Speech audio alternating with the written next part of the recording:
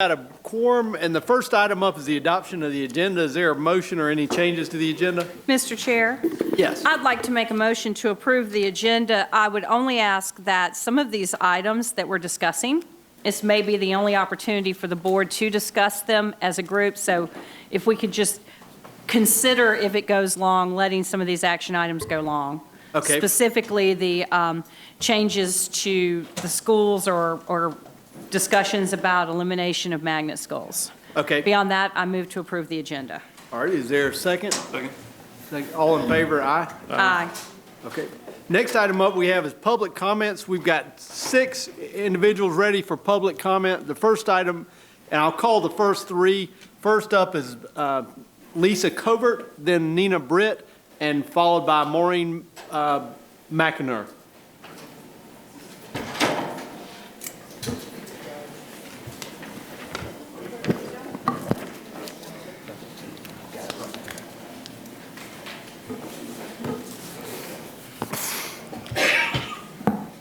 Hi, my name is Lisa Covert.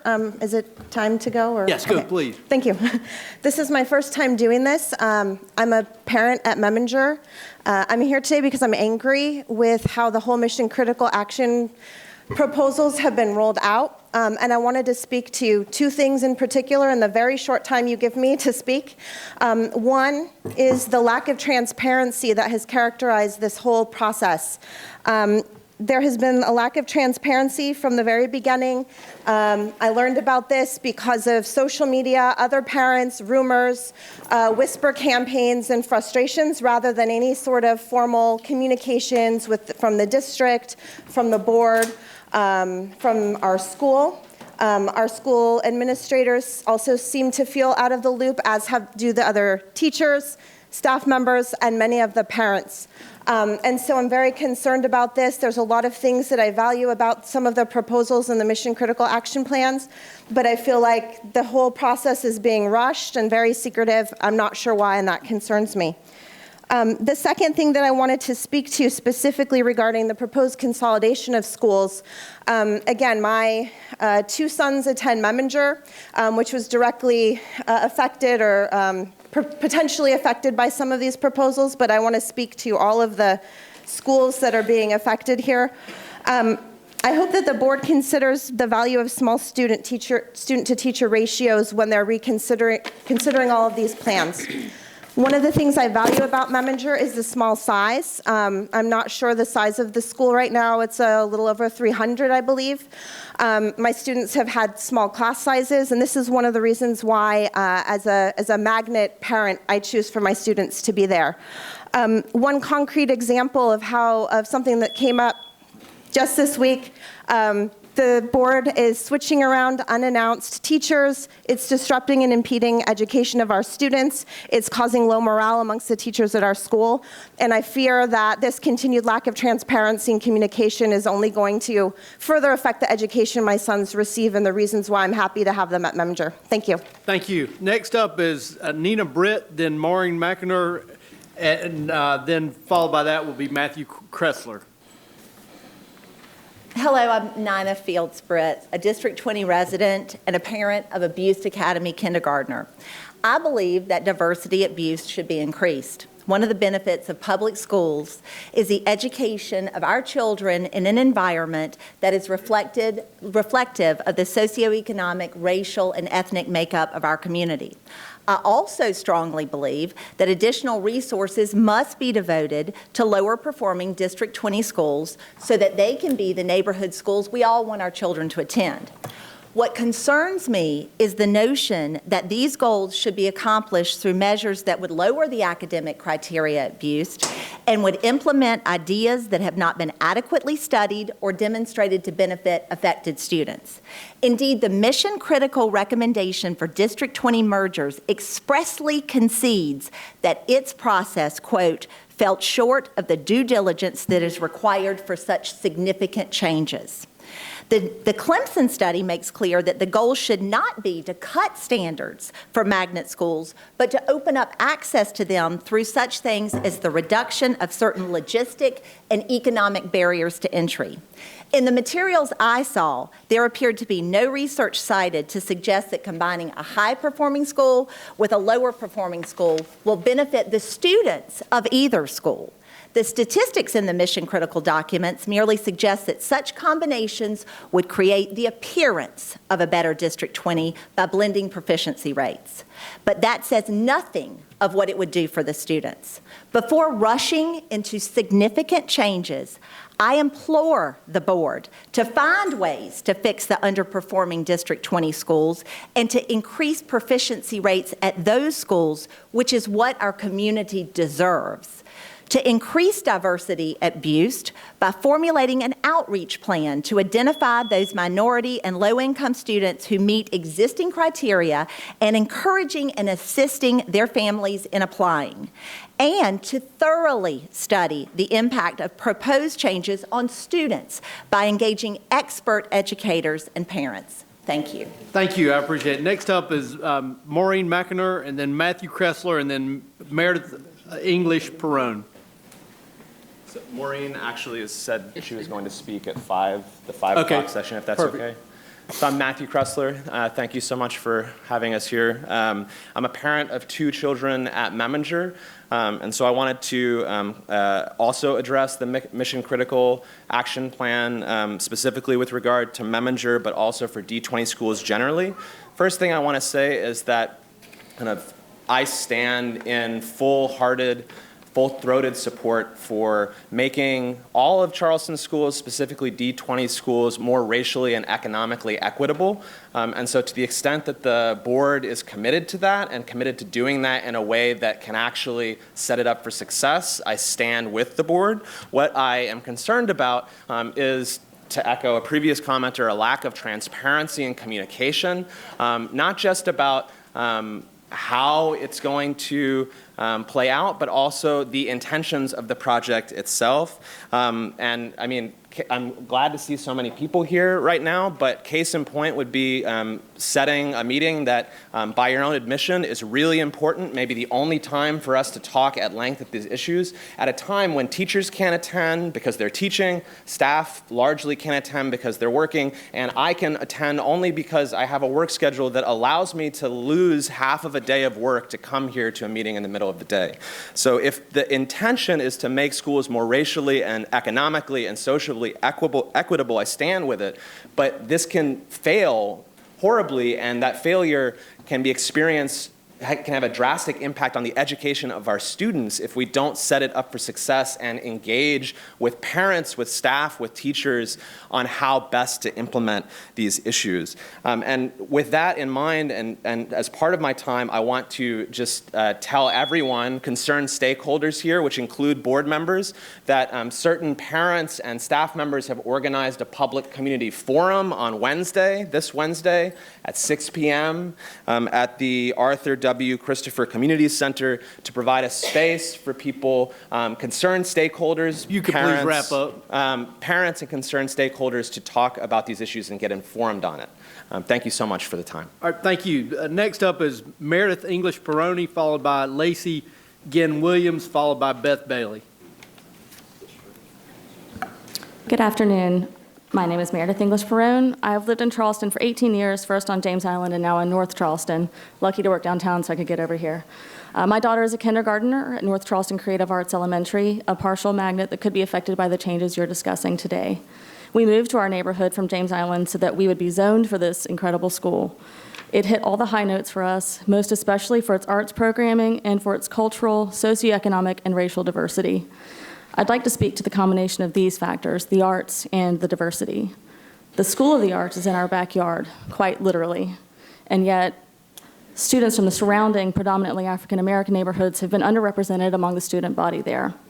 North Charleston Creative Arts Elementary was created to serve the children of the North area with a fundamental arts education to improve their chances of attending a school in their own backyard. I'm speaking today because I don't want to see the arts programming stripped from the Creative Arts Elementary School as a byproduct of the partial magnet changes. In fact, North Charleston Creative Arts could serve as a model for the school district. Certainly, to quote the upcoming discussion, neighborhood elementary and middle schools should have standard and equal programs so that students don't have to leave their neighborhood for a quality education. But why limit arts programming to schools with a minimum number of students? If it's valuable programming, it's valuable at all levels and for all of our children. I ask that you look at the partial magnet schools on an individual basis and not throw out the baby with the bathwater. Thank you. Thank you. Next up is Lacey Ginn Williams, followed by Beth Bailey.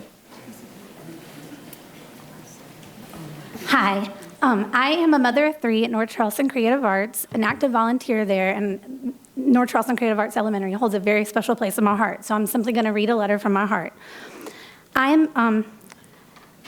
am writing in regards to the current discussion regarding recommendations of changes for partial magnet schools and to show my support for North Charleston Creative Arts to remain as is an arts-focused partial magnet school. When my husband and I bought our home in North Charleston in 2008, we had not thought about where our future children would go to school. When our daughter was a couple years shy of school age, we learned an elementary school would be built right in the center of our neighborhood. Great, we thought. And that it would be arts infused, wow. And that it would be a partial magnet to ensure spots were held for children surrounding the school, children of diverse socioeconomic statuses. In fact, it would be a Title I school where a high percentage of kids would come from low-income households. We were very excited for this future school. It would be a place where our daughter would walk to school, a place where she would have the opportunity to delve into the arts, a place where she would learn alongside neighbors who wouldn't have some of her same resources in life. A place where her childhood could look a little more like our own. My husband and I grew up in low-income neighborhoods. We would often look at our daughter and think about how differently her childhood was beginning from our own, and we often felt she wasn't experiencing the real world as we knew it. We wanted her to have a better sense of how different life can be when people just don't have the same means as one another. Without question, we knew we wanted to enroll her in North Charleston Creative Arts, a Title I school. We could not have imagined how incredible a fit NCCAE would be for our family. Our daughter, Callie, thrived from the beginning with arts-infused math and reading lessons and the opportunity to attend classes in drama, music, dance, art, piano, and especially violin. The violin teacher told us from the beginning when Callie was in kindergarten that she is a natural. Now, as a 5th grader, she amazes anyone who hears her play. Having never had music lessons ourselves, we probably still wouldn't have put an instrument in her hands. I'm so glad we had the opportunity to do so early in life and love that our house is often filled with music created by Callie and our other 2 NCCAE owls. The arts are, is that the time? Yes, but you've been working so hard to get it in. Just It's wrap a lot, up your point, it's please. probably that much more. It is probably that much more. The arts are a large part of the heart of NCCAE, but there is so much more. Principal Hansen has created a culture where you can tell walking through the building that the teachers and staff are happy to be there, ready to meet the rewards and challenges of teaching every day. The kids are painting, dancing, and acting in their homeroom classes as they learn about weather, famous inventors, and how to add and subtract. Dr. Johnson is walking If through you the halls. could, please wrap it up. Okay. Yeah. Well, let me just tell you then about one girl. My daughter has befriended a girl this year. She was on a field trip with her recently, and the girl had pointed out her home on the way back home from the field trip. My daughter showed me the home later that day, and it is a home that's in one of the lower socioeconomic areas that's zoned for our school. I had a chance to meet that little girl. Yeah. I guess I will send a letter to all of you. But the little girl's an amazing artist that I met, and she wants to attend SOA. She wouldn't have the chance to do so otherwise. Thank you. Thank you. Thank you very much. I appreciate it. You did great, Lacey. Go ahead. Thank you. Thank you for allowing me the opportunity to speak. My name is Beth Bailey. I am a downtown resident. I am a mother of 3 children, and I served on the MCAG committee for District 20, and I am a parent of Buist. I'm not here to speak about Buist. In fact, I think you've heard that. I think you've heard today.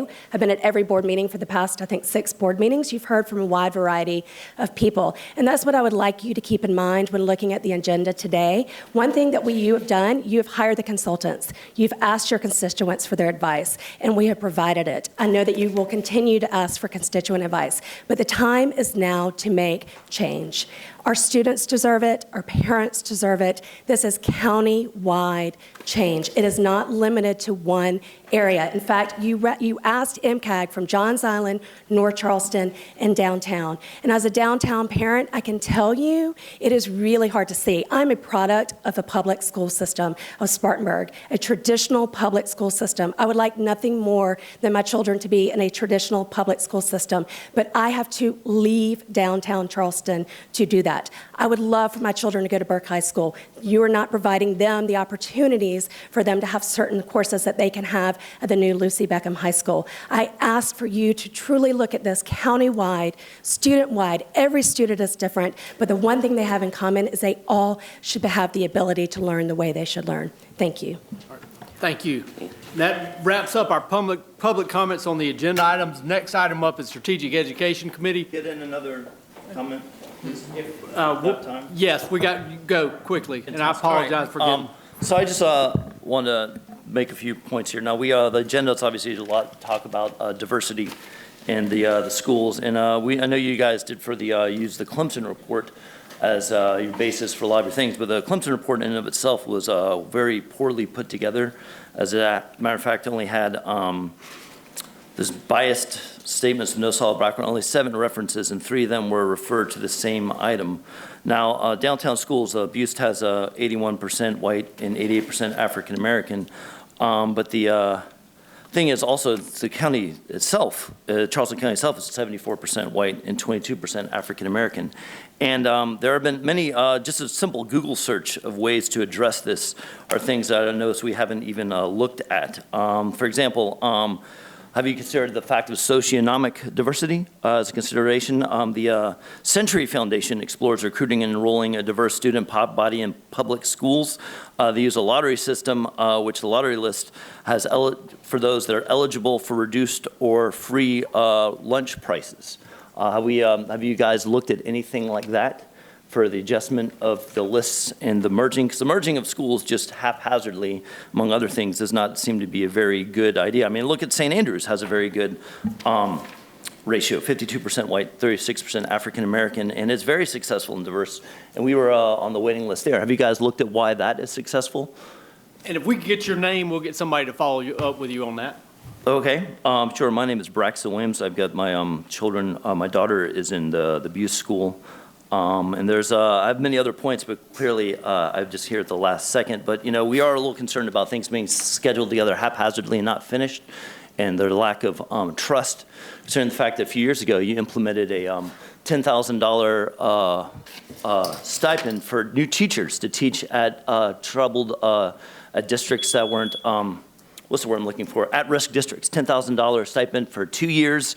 And if I may be wrong here, but they only got $3,000, and then the program was canceled. So how do you expect us to think you can handle merging of schools if you can't pay your teachers properly? Thank you. The next item up, we'll be turning over, just for the record, we have consistently raised teachers and all employees' salaries well above what the state requires, so that we're tied for the highest in the state right now, and would like to go further, but because we appreciate our teachers. Next item, we're turning over to Ms. Priscilla Jeffy. Before I do that, you've got time limits besides what we're going to try to do today. We're going to try to stay within those so that we can get everything covered, and then so that the public will know the only thing that is likely for action today will be related to early childhood. And then the other recommendations coming forward, the board will go out in the community, will listen to the community and get feedback on it, and then we'll come back to vote, but no earlier than the October meetings for other action items on this. So just so people know a time frame for moving forward. We'll turn it over to Ms. Jeffrey. Good morning, or good afternoon. Dr. Postlewaite, I think, is going to give us some opening comments before we start. I am. As Mr. Garrett mentioned, we have several items coming before the board today. The only one we think the board may want to take action on so that you can vote on it next week is the one recommending that we revamp and increase the effectiveness of our early childhood education program. We'll be looking at early childhood education, at partnership schools, at programs and facilities to match some of the recommendations. There will be a presentation from some alumni who went to Academic Magnet who have some suggestions about moving to a different sort of formula for entrance to academic magnet, and then you have some recommendations or ideas coming forward regarding partial magnet. As well, today you'll hear two reports. The one report is on the achievement data that are available so far. The South Carolina Ready and College Board achievement results are still embargoed, but we hope to have those for you by the next meeting. And then you had asked for some impact indicators. What kind of return are you getting on some of the investments that the board has made in the last couple of years?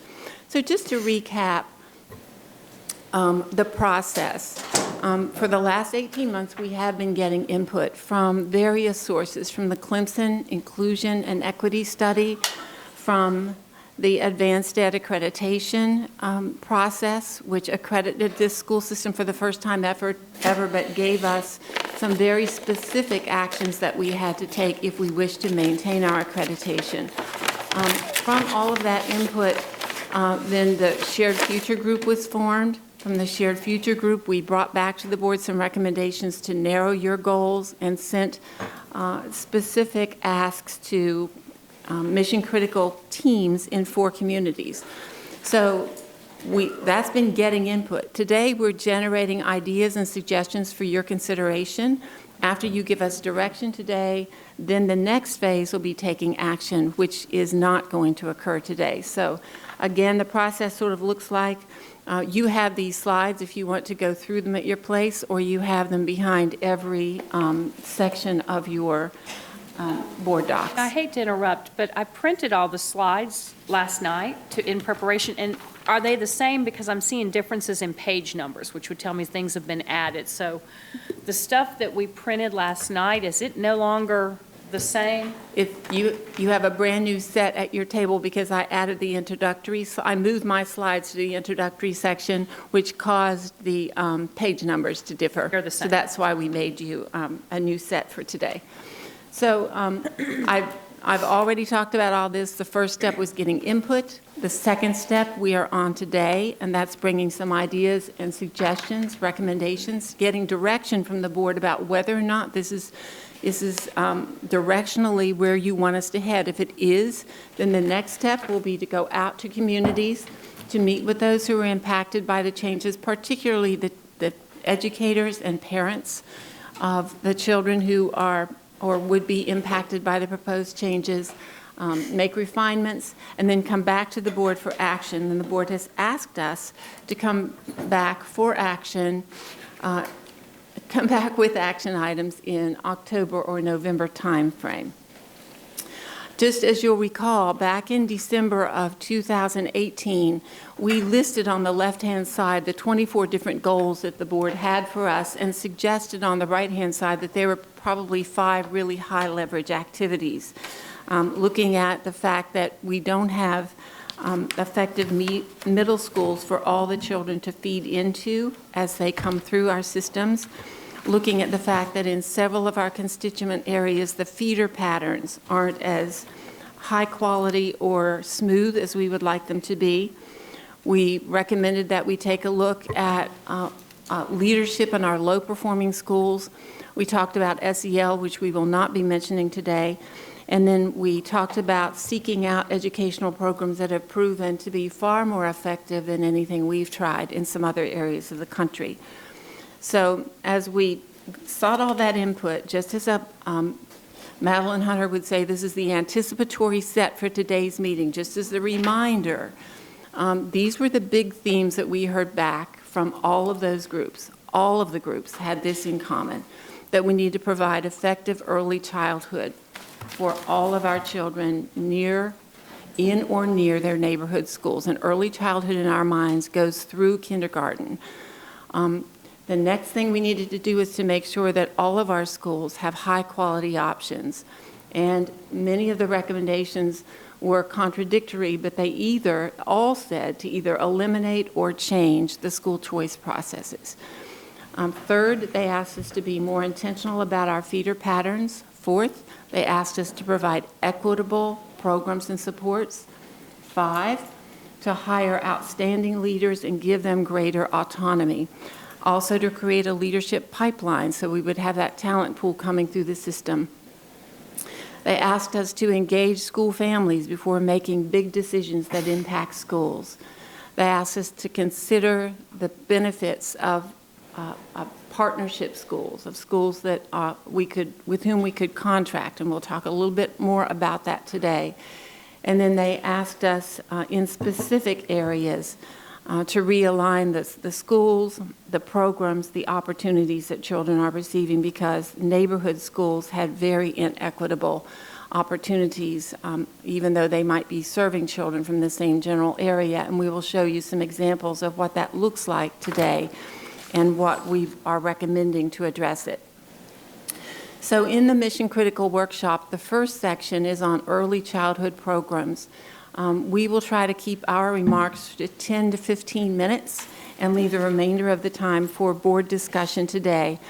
As we all know, Yogi Berra famously said, if you come to a fork in the road, take it. And we believe we are at a fork in the road in many instances in Charleston County schools, particularly with early childhood education. We must make sure that more of our children are entering first grade ready to learn. We feel we can do a better job with that, and to start us off on the conversation about how we might do that is Cindy Ambrose. Cindy? Well, I'm going to talk through most of the slides. I would like this team to introduce themselves so that all board members know them and know who they are and what they do. And then I'm also going to ask a member of the district staff to stand up and introduce herself. So let's start with you, Michelle. Michelle Watson, Associate for Student Support Services, which also includes early Head Start, Head Start program. Michelle Simmons, Executive Director for Elementary Schools. Buffy Roberts, Assessment Evaluation. And I'm going to ask Christine Zambuki if she would stand and wave, please. Hi, good afternoon. I'm Christine Zambuki, Director for Child Development. And Dina Davis Bailey, would she please stand? She's with you. All right. Reverend Dr. Mack, Vice Chair Darby, members of the board, Dr. Postaway, I'd like for you to think about a 6-year-old. A 6-year-old that you may know now, or a 6-year-old that you knew once upon a time. Because I'm going to think about 2 6-year-olds. And I think it's important that we keep these students front and center of this conversation today, because just as Dr. Postaway said, we are at a point where we can make some decisions to impact the 2 students I'm going to describe to you. I actually taught first grade many years ago, and my 2 students that I'm going to share with a little bit about are Jamala and Brad. Jamala bounced into my door on a teacher workday. She bounced in, she had beautiful braids and beads, she was smiling, and she read that room. She could read every cubby, she could read the books on the tables, she could read every chart, she pulled books off the shelf, she could read them, and around the corner came Jamala's grandmother. She kept her. She'd actually been my teacher in 4th grade, and she retired when that child was born. She took Jamala to preschool story time at the library. She read to her. Jamala was ready. She was so proud of herself and so confident, and on the first day of 1st grade, her excitement really showed through. Second child, Brad. Brad was actually not 6 when he entered 1st grade that year. Brad was 7. He'd been retained once in kindergarten. Brad's mother told me that when he was 4, they discovered that he had a hearing impairment, and they had not discovered it until he was 4 years old. He missed some of those critical milestones for speech and language development, and all year long, Brad struggled. So both those students sat in my class that year as a 1st grade teacher. We have thousands of Brad and Jamalas in our classrooms. And if you look at that agenda action form I pulled for you from the research, some of the factors that make students at risk in learning to read. It could be a hearing impairment, it could be a language delay, it could be the socioeconomic level of the home, it could be the mother's age at that first child's birth, a teen parent, all those things factor in. So when we have these conversations today, we need to think about the Brads and Jamalas out there, because they need us to make some decisions that can make sure that more children in Charleston County are ready to learn to read. So I pulled some of the data for you nationally because it's pretty clear. Whether you go to the Hunt Institute, whether you go to the Preschool Project, whether you look where I looked at the First 5 Years Fund, all the research out there will share that early childhood programs can make a difference if they're high quality. High quality early childhood programs can prevent students from falling behind. It can also intervene if they've already fallen behind. But it has to be quality. But almost all those studies will have a caveat, and that caveat is this, the fade effect. And probably the best description of the fade effect I've ever heard comes from Baron Holmes, who was Kids Count. He was actually called to testify in the Abbeville lawsuit. And what he said to individuals across the state at that time was this: early childhood programs are key. They're important, but I caution you, don't put all your eggs in that one basket, because alone that is not a vaccination against forever having any difficulties in school. That's not a cure-all. It's important, it's an important first step, but those factors that made those children at risk to begin with, if the student setting didn't change, they're still there. So make sure you have supports along the way. We can advance the slide. I thought you'd want to see where our children are served. We have a big umbrella for early childhood programs. Early Head Start and Head Start. Ms. Ambrose, I hate to interrupt you, but to help with some of the clarity that a lot of people tend to have, in South Carolina, is 5-year-old kindergarten funded throughout every district in the state? Yes, ma'am. South Carolina, yes. Is 4-year-old kindergarten? Ma'am. Okay. I'm going to talk to you about that. South Carolina was an early adopter of full-day kindergarten classes. We've had it since the, I think it was the early 90s, late 80s.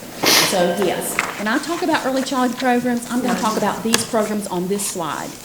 We want to talk about Early Head Start, which is birth to 36 months, or it's actually like 6 weeks to 36 months. Head Start programs in Charleston, we've made the decision for that to serve 3-year-olds. We have 1,054 children served in those programs. We have child development programs in this county, that's 4-year-olds. Child development programs are offered across the state. They're typically half-day, sometimes they're full-day. They're funded in Charleston through 3 revenue streams. That's early childhood money from the state that comes specifically for that purpose. We use at-risk money that comes from the state for students who might be at risk of academic difficulties, and we also use general fund money. We have 2,136 children right now. There are, and I need to share with you, we've picked up some 3-year-olds where the classes didn't fill. I'll talk more about that in a bit. And the state says you can do that if you pick up those 3-year-olds that are significantly developmentally delayed. In Montessori, we have about 163 children.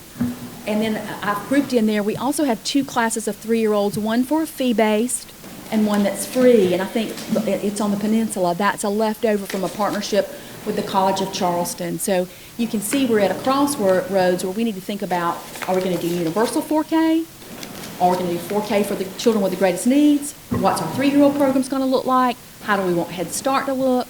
Those are the decisions we have to make. And then we have 258, you don't have to back up, we have 258 preschool intervention students in preschool classes. We sometimes call those PIC classes. Those are special education students. They've been identified there. They are really developmentally delayed, and that's the best setting for them to receive those services. And we have some itinerant services. That means we have folks that go out into the homes, in the preschool programs, because these students are so developmentally delayed. And we want to make sure we meet their needs. Okay, so I thought it would be helpful if we pulled the 2 pieces of legislation that you can always go back to when you're thinking about Head Start. That's our birth to 36 months and our 3-year-olds, and our child development classes.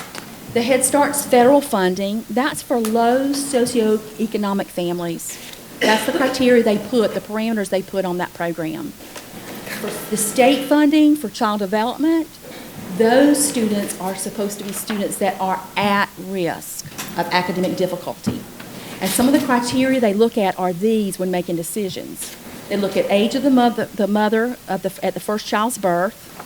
I've seen mothers as young as 10 and 11 in the state. They look at socioeconomic level of the home, whether or not a parent's incarcerated, whether or not the child's in foster care. They look at whether the child has an IEP, and then they also look at how the child does on the Dial-4 screener. Okay, so we're going to talk about all those factors, but that just sets the stage for what those programs are designed to do. And I just got this piece of language from the State Department in the last week. I asked them to send me some clarifying information. If, for example, if you don't fill up all your slots, let's say you got this is for child development, you don't fill up all your spots, all your seats. You're supposed to pick up that most at-risk students and use socioeconomic level as that criteria. So we can advance the slide, but I need to share this with you. We went in and dug in the data last year and spent a lot of time in that early childhood data and tried to see what kind of summaries we could draw from it, what were our takeaways. And when we dug into that data and dug down into the DAL assessment, we discovered we have some high quartile children in that program. So this is a screener to see if you're ready. You know, how ready are you? What are your developmental delays, or what is your developmental level as a 4-year-old student? Thank you. And so we dug into that data, and this is what we discovered. We discovered that because historically we had allocated classes to schools, that in some schools, some of those students were in the top 2 quartiles on that assessment. I don't think that's what we meant to do, but there's some complicating factors around that. The fact that we don't have a lot of space in Charleston, the fact that we had not centralized those procedures. You'll recall that Ms. Michelle Simmons, Michelle English-Watson, and Ms. Christine Zambuki asked for something in the budget last year so we could centralize those services. If you know where the students are, you can slide those students, or you can slide the program and the classes around if you have space. But the lack of centralized services really impacts that. So we're going to talk about centralization of the services and centralization of some of the screening processes. So then we dug into the data and we wanted to look at first grade, because first grade is where it's going to happen when a child learns to read. That's a key grade. Before that, that's early preschool literacy, and it's early literacy structures, but when you hit first grade and second grade, that's learning to read. When you hit third grade, that's reading to learn. You shift over into comprehension. And so when you're a first grader and a second grader, you have to match sounds to letters. You have to be able to decode on the fly. You've got to read fluently. You've got to have some basic vocabulary. And you start really working on comprehension. So all that happens in first and second grade. But if you come in with developmental delays, sometimes that can alter your trajectory. And that's where the school systems have to intervene and be very strategic. But these are the data for our students that were entering first grade ready last year. This was our FAST results. FastBridge, that's that universal screener for dyslexia. 63.7% all, that 63.7% were ready. But when I broke that out, or I asked Ms. Roberts to break that out, it was non-Title I, 76.7%. So that's your higher socioeconomic level schools. Title I, 50.7, and then we asked her to pull it and look at those in schools where it's 65% free and reduced lunch or higher. And you see that only 45.7. That means more than half are not ready. They're not where they need to be to learn to read. We can advance the slide. So you want me to take your question now, or you want me to do this last little wrap up and then take questions? We can hold until we until she gets done, and then we'll go around the horn with 2 questions for everybody, starting with you, Mr. Hollingshead. All right, so it is really, really important, if we want students to be successful in learning to read, that we meet them where they are and intervene if they're behind, and if they're on track, that we make sure that the programs are strong enough to prevent them from ever falling behind. Our recommendations are these. We feel like we are at a crossroads, and it's time for us to re-examine those early childhood programs, think about the investments. When we write that Head Start grant, we can make a decision about whether or not with the number of students we serve, we can make a decision about whether or not those are taught by certified faculty and staff. We have a really difficult time staffing our Head Start programs. We can make a decision again to serve 3-year-olds like we've done. We can make a decision about whether or not we're going to seek the early Head Start grant. All of those are decisions that can be made. In regards to our 4-year-olds, again, we need to make a decision. Is it universal 4K, or is it 4K for the neediest students? And if it's 4K for the neediest students, what's going to give us the best opportunity to slide those seats where the students reside, where we have the greatest needs?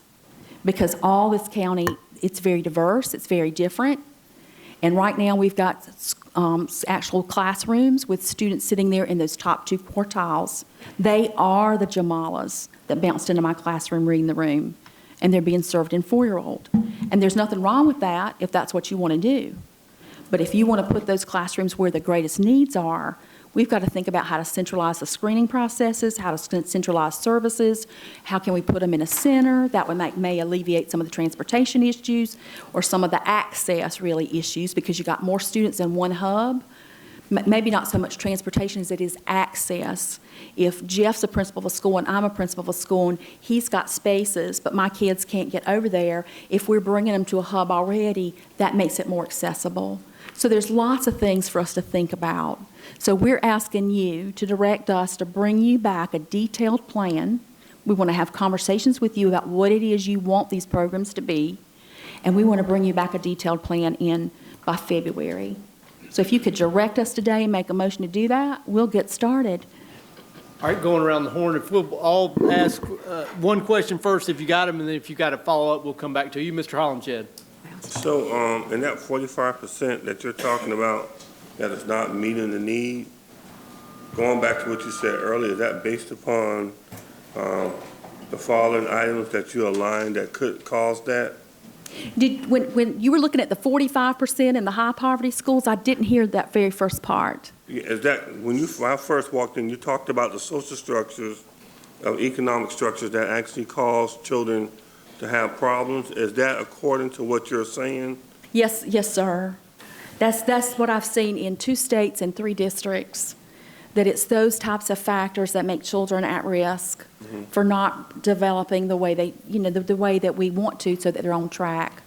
So if you do come up with a plan, it's not going to be one cookie cutter fits all. It depends on the social structure of that community that you're trying to achieve that goal, correct? It fits on it's a lot of factors. For example, parenting. I didn't get into parenting, but often when you have robust early childhood programming, you've got a parenting program that goes out and works with the community and works with the pediatricians, and they work with the pediatricians to make sure there's literature in their offices so they can reach families and let them know how important it is, and it tracks low birth weight students. When babies are born, if they're low birth weight, they're at risk. It's working with social agencies. A strong, robust early childhood program has a lot of different factors that would meet the needs that are diverse across this county. All right, Ms. Coates. And it's just too short. First question, you had trouble filling the child development classes that you had to go into the 3-year-old pool? Given what we get told about the demographics of our districts, that is very shocking. At a couple places, because we allocated by site, and I'm just telling you the way it was. I'm not going to make any judgment about that. But because we allocated by site, you all are principals, and I give you 2 classes, I give you 3 classes. We didn't have the agility to make decisions and move those classes around. We didn't have the personnel here at the central office. Ms. Simmons and Ms. Zambuki have been working on that, and they've been working at pulling those processes in. So if Mr. Frazier has 3 classes, you have 2 classes, but he's got a wait list and you've got a wait list and he's got space, we can slide students over or maybe even move a class. That's what we're trying to do. In this scenario, if I had a wait list and he had space, he would go and dip into 3-year-olds. That we have had inconsistency. My recommendation is to get some consistency and decide what it is as our focus, our areas of focus are, and what we want it to be. So you have 2,297 4-year-olds. Yeah, if we can, hold on and come back around. Mr. Frazier? So you had a slide where you had Title I and Title I poverty students and percentages of readiness. What percentage of those students are in the program? In other words, are all of those students in our program or only some? You just asked what I would call a $60,000 question. These are all the students. And one of the recommendations, if you look at that recommendation slide, it is that last recommendation deals with, can I look at yours, Jeff? I'm sorry, I got my papers. Continue with full evaluation of child development program to pinpoint specific areas of improvement. Our data collection system right now is an area for improvement. Ms. Kathy Milney's been working with us Buffy Roberts has been working with us. So we don't know. I don't know. Wow. We have to flag, what we would like to do is flag those records when they enter school for the first time, figure out where they were served. Were they in a home? Were they in a preschool program? Were they in Head Start? Flag that record and then start tracking them as they matriculate up. Ms. Roberts has talked to Christine Zambuki and Ms. Michelle Simmons and Ms. Michelle English Watson about how we might do that, but we've got to get our data collection systems better. But you're absolutely right. Once we do that, I can extract out and monitor them. And I did that in another system in which I worked, and what I saw is they were really strong kindergarten students. When the program was strong, they were strong kindergarten students. They matriculated up. I saw when they hit middle school, they needed supports, and I could track and monitor over time. I did that for about 6 or 8 years. Reverend Collins? One question is kind of difficult, but let me do the best I can. But starting off, you're already understaffed, right? I'm what? Understaffed in Head Start and early child development. I didn't say we were understaffed. I said we have a hard time staffing with the salary, and what we might want to I understand consider that. is staffing with a certified teacher, and we could reduce the number of classes. We wouldn't serve as many children, but the program would be staffed with certificated teachers. That's one option, and that's an option that you all would have to decide. Right. Okay, but I know you're right. I know the program is understaffed already from my previous research. So given that, if you start off with limited employees, and you say you want to revamp the program and go out and get recommendations from the community, now for me, I'm lost because I don't know what direction you're coming from. Other than what Dr. Postlewaite made mention about having Mary Ford converted to another childhood center, which Mary Ford already has a early childhood center. It's had this for years. So when you say go out and revamp and meet with the community, I don't have the details or the knowledge to really know where we're headed to make any kind of decision. Off the top of my head, can I tell you why I believe we need to revamp? Because That's not what I'm asking. I know we need to revamp. That's not what I'm asking. well, I've got a data set. Yeah, but I see the numbers here. I see the 45%. I've got another data set that I don't have in the slide. We've got schools with 4% of their kids ready for first grade. 4%. And they were in early childhood, and they were in child development. We've got a variety of levels of readiness across the board. And so we absolutely need to revamp to make sure that all those students, the Jamalas and the Brad, no matter where they go to school, are ready. I don't disagree with that. I'm just saying you're not telling us what this revamping could look like. Or That's correct. What are we focusing on? How do we say, well, yes, go out to the community and sell this product, and we have no idea what it is? Well, I would hope you would help us decide what it is.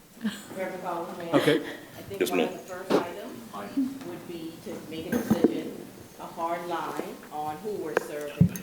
So Ms. Ambrose alluded to the fact that we're serving some of the top tier students. Yes. So as a board, one step would be to decide, draw a line in the sand and say, we are serving all universally, or we're serving the neediest, the most at risk.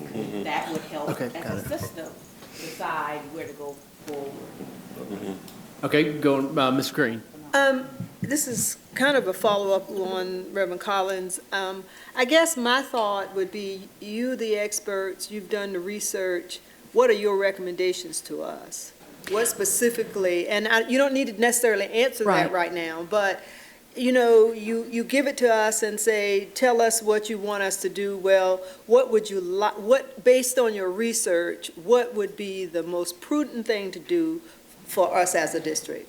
I think this team and working alongside other central office administrators and the principals have some concrete ideas. They just need a little time to flesh them out, but they've got some ideas. And I think we need to hear that before we get to a point of making recommendations. So that would be, something that I'd be interested in. Thank you. All right, Ms. Jeffrey. Thank you for your work. And I have a degree in early childhood education, and I am going to rely on you to give us thank you for what you've already done. But whatever you recommend is what I would go with, because I'm not even qualified to know all of the things that you found out. All right, thank you. Going around, Reverend Mack. So I wholeheartedly agree that there needs to be a change or revamping in our early childhood division. Certainly, we have the different makeup of kids coming from the different sector of the county. Some that are ready, some that are partially ready, and there are some that is not ready at all to even enter into the early portion. So it gives the work of having to, how do we look at those that are fully ready, partially ready, and not ready at all, to develop a program that will capture and move kids at a pace that will have them ready when they get to first grade.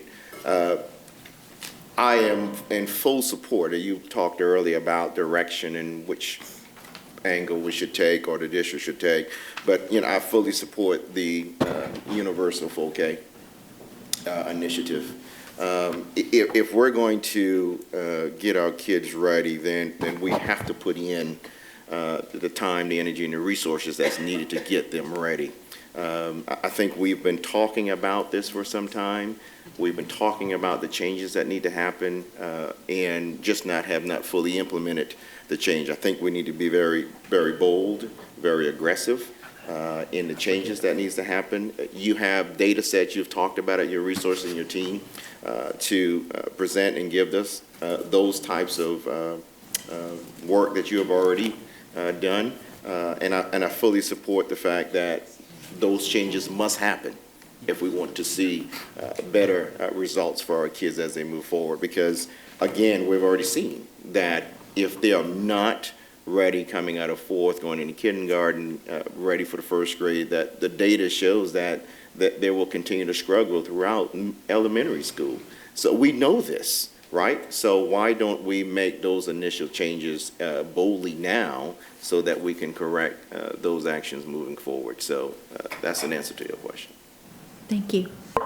So just real quick, so what I hear you saying is that you'd like us to ask you to bring back a detailed plan, Yes. and you need until February to do that? Yes. Probably. Okay, got it. Thank you very much for that. Chair. Apologizes, Ms. I Jeffrey. actually am the chair. Yeah. Yes. Mr. Chair, may I ask another question? Here's, That's up to you. and just to be clear, absolutely what Eric said. You are sitting across the room from a number of people that think what you're talking about is universal 4K in some sort of process, probably centralizing the services. And you need to understand that, because I also see Montessori on here, and I'm hearing a lot of talk about needs-based. And coming back in February, you're coming back for a yes or no for 2020. There's no time from February to bring us back your recommendation and us to nuance it in any way whatsoever. So I'm a little concerned that your proposal to us is continue with full program evaluation, knowing you're coming back in February and we're walking out of here with no idea what that looks like. Does it look like eliminating Montessori for under 5-year-olds? Does it look like going to a needs-based only? Does it look like expanding it beyond the 2297? So I fully support that we're going in the right direction, but I am concerned that we're going to come back in 6 months with something that doesn't look like what we were thinking, and it's going to be, we're in budget cycle. So, yes or Just no? in the interest of time, if we can write down any Okay. further questions and answers, just But I so don't we want to can make keep- a motion or anything that says do something when we don't know what they're asking us to do. We don't know what they're going to do when we say yes. We have no idea what they're going to do when we say yes. Can I say this? I worked in a state that was behind South Carolina in rolling out full-day kindergarten.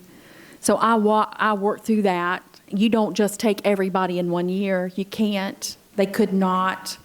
And the other thing you have to determine is whether or not you've got the funding. So we need to bring you back multiple proposals. They may be universal 4K with an implementation plan over time, and it could be 4K as we have it now, but making sure we're zeroing in on the neediest students. You have to weigh that out as a part of the budget, and that's why we picked February.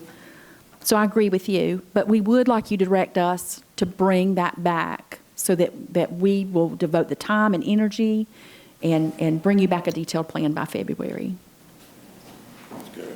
Can this be quick, please, because I want to move Yes, on. I certainly appreciate you wanting to make improvements in early childhood development. We certainly need some improvement.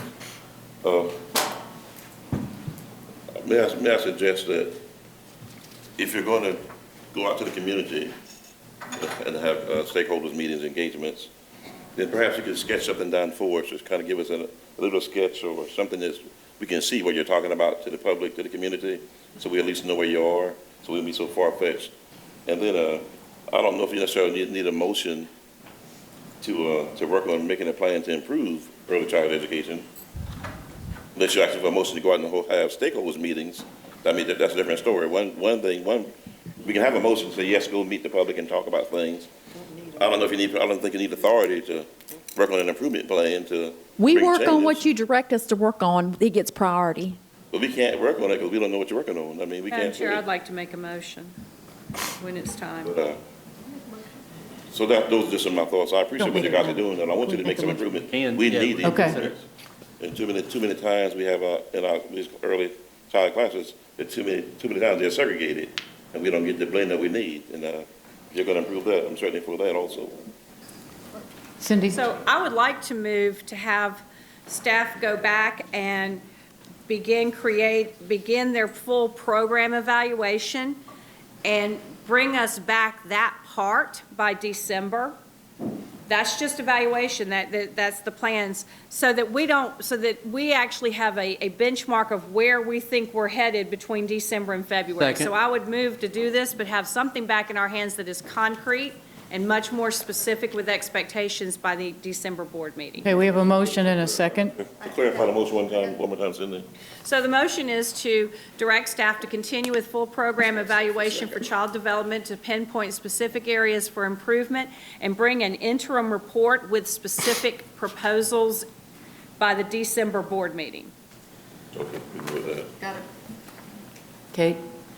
Sorry.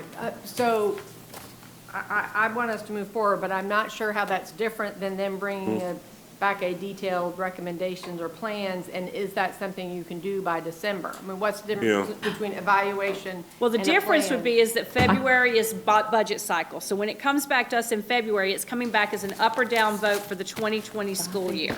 I would like to see something between now and February, so we have an idea where they're going. Because what do we do if they come back in February and say they want to eliminate Montessori under the age of 5? Or what do they do and come back in February and say, we've got a budget put together, will you approve the budget? It's going to serve no more children, but cost X number of more I mean, dollars. they're not going to bring us back, we're not going to vote on the budget in February, we've got 2 more months after February. We do early outs in February every single year. I just would like to see it a Call little a bit. question, please. Question. Once we call the Okay, question. we've called it. Question. Yeah. Is that enough time for you? I have to look at Ms. Roberts because that is, and I have to look at Ms. Michelle Simmons and Ms. Michelle English Watson because their work is key. Their work was key putting this on the slides. Their work, I may have done the talking, they did a lot of the work in the lift, so I have to ask them. We are currently working on a program evaluation. We've actually partnered with Hanover Research on early childhood programming, so that is underway at this time. We do have a tentative deadline with Hanover for a program evaluation to be completed by that date in December. So we hope to, if we do not have everything that we would hope to have, we will have some type of program evaluation available that time. Do you think January should be more safe? It's not December and they keep working on it. It's not going to end in December. We just get to have a conversation. Okay. We're gonna, That's what they asked for? Right. We just stick with February. All right, I'd like to, Right. how about I'll put a motion out there and you guys can decide. you have to make an amendment, friendly amendment. She can make the motion first, though. What, well, Yeah, you I have a can make a motion. motion. We haven't I can make voted a on this friendly one. amendment. She can make a second one, I think. So, before you make that, can I Yeah. make a comment? So I think it's important that we be very bold and aggressive here. I think we've been kicking this can down the road for some time about changes that's needed for a 4-year-old or 3-year-old kids being ready and prepared for for school. I think we have been talking about this for so long, and it's good to get the evaluation and all of the other data set as we go along. I think there needs to be a end date as to when this needs to be in effect so that staff will know what to work towards. And so in other words, by February, we said we want a detailed outline, ready to go description, however this may be, for effective August 2020. But as we go along that process, periodically, you give us an update. We talk about those things, but you already know what our end result is so that we don't kick this can down the road any further. I think that's important. That's key. If we're really going to make this happen, really make this work, I think that's what we need to do. So as given this being September, I think it's important for us to make sound decisions now, and that way we will be able to accomplish this mission, and we won't be having this same exact conversation come February 2020. Point of order, we've had a motion and the question has been called. Go ahead. We require a vote of the have board a to continue parliamentarian, discussion right, point of following order. the question. Okay, it's going to have to be a voice vote, and it's on Cindy's motion. We can't vote online? No, that's what I've been told we can't. Eric wants to make an amendment to Cindy's initial motion. So I just want to ask that, let me read this part of it, that we direct staff to bring back a detailed plan for early childhood education by February 2020. And in addition to overall program recommendation, that we would like to see options for universal full K and hiring certified teachers for preschool classes. And we would like staff to give updates every 60 days until the plan is recommended. Second. Yes, I accept that friendly amendment. Okay. Mr. Hollingshed, how do you vote? I second, again, aye to the amended. Ms. Coates? Yes, and because we don't have it on the screen, can the board get, Give me. can the board get this in writing as soon as possible after the We're end of the voting. meeting today so we know what we've agreed to? Thank you. I need to clarify something in the motion, just to make sure I understand. It's gone. So that's actually a new motion, then, isn't it? It's not really an amendment, that's really a new motion, then, Vote the right? first one up and down. How do you vote? I mean, because what, She amended it. So Cindy, you're okay with the motion as Eric read it? Yeah, I accepted Eric's she friendly accepted it. amendment, and it is now incorporated into my motion, but her yes. motion is, Just her motion keep is going December, around the though. horn. Okay, Mr. Fraser how do you vote? Changed it. Aye. That's the amended motion. I understand what you're saying, but really, it's a really new motion, which is a better motion. He just moved the time. Reverend Collins, how do you vote? I vote yes to his motion. Okay. I vote yes, Yes. Yes. Yes. and the motion passes. Pass it, we'll send it to everybody. Question. Just one quick question. There's a price tag.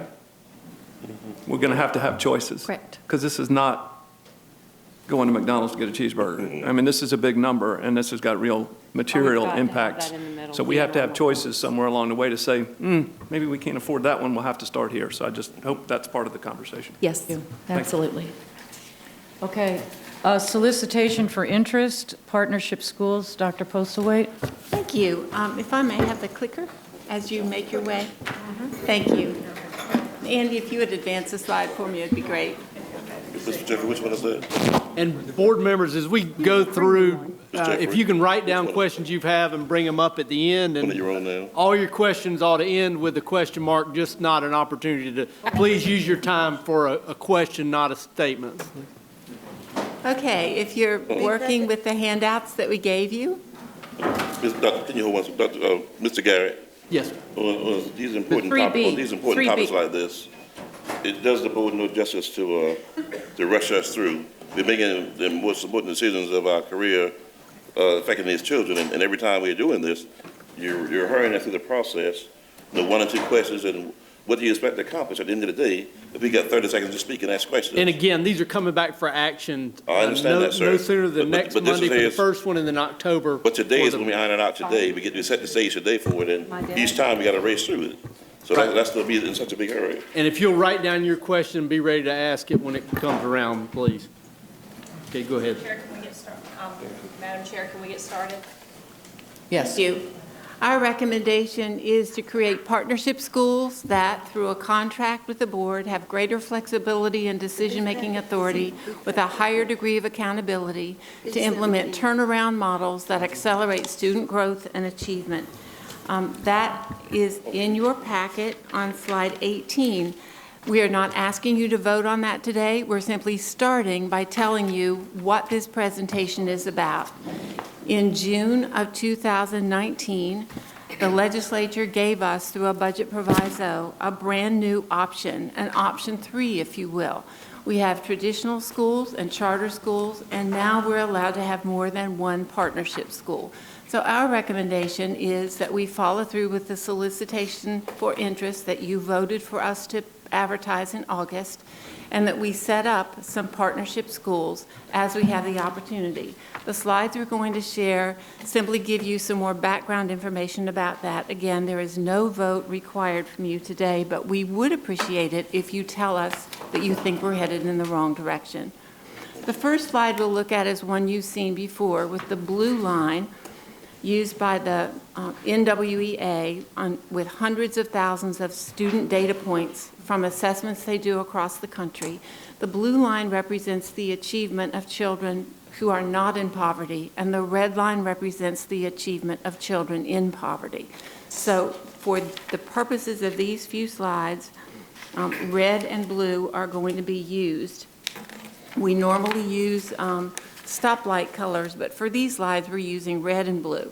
So the point is that the civil rights challenge of our era is to make sure that children of generational poverty achieve at higher levels than public schools have traditionally accomplished for them.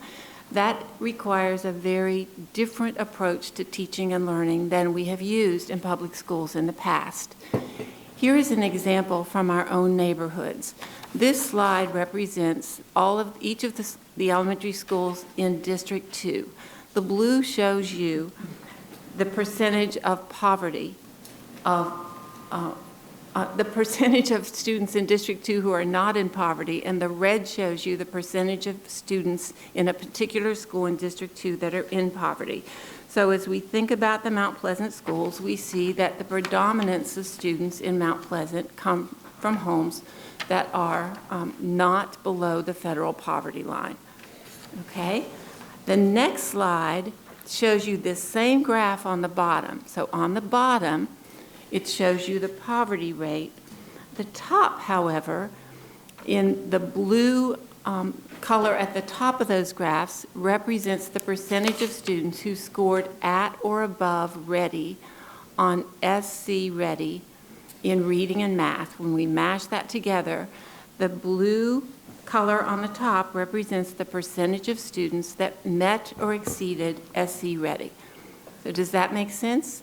The bottom, the blue is showing you children who are not in poverty. The top is showing you the percentage of children who achieved at or above, met or exceeded the state expectations on SC Ready. So what we're attempting to do is to reduce the amount of red in the top slide. All right, let's move to the next slide. This slide shows you the number of elementary schools in North Charleston. North Charleston has a little more than 2,000 more students than Mount Pleasant. So there are 15 elementary schools, so you see more circles. This first slide shows you the percent of poverty. The red represents the percent of poverty in each school in North Charleston. All right, we move to the next slide. What we want to do on this slide is to increase the blue in the top slide and reduce the red, because the more blue on the top slide means more children met or exceeded the SC Ready expectations. So we see that a lot of our schools in North Charleston are growing children. There's a greater slice of blue at the top than there is at the bottom. But one of the schools in particular we want to call to your attention. It's the fourth school from the right. If you look at that school has a predominance of children in poverty, but it has created a much greater proportion of children who were meeting or exceeding the state expectations on South Carolina Ready. And that is a partnership school. To date, we've only been permitted to have one partnership school per district, so our partnership has been with Meeting Street. And we see that that partnership has been successful in that the criterion that was used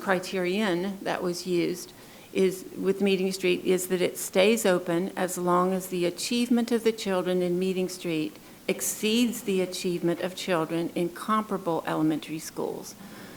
So over time, Meeting Street has brought more children of poverty to higher levels of literacy than our other schools in the North Charleston area.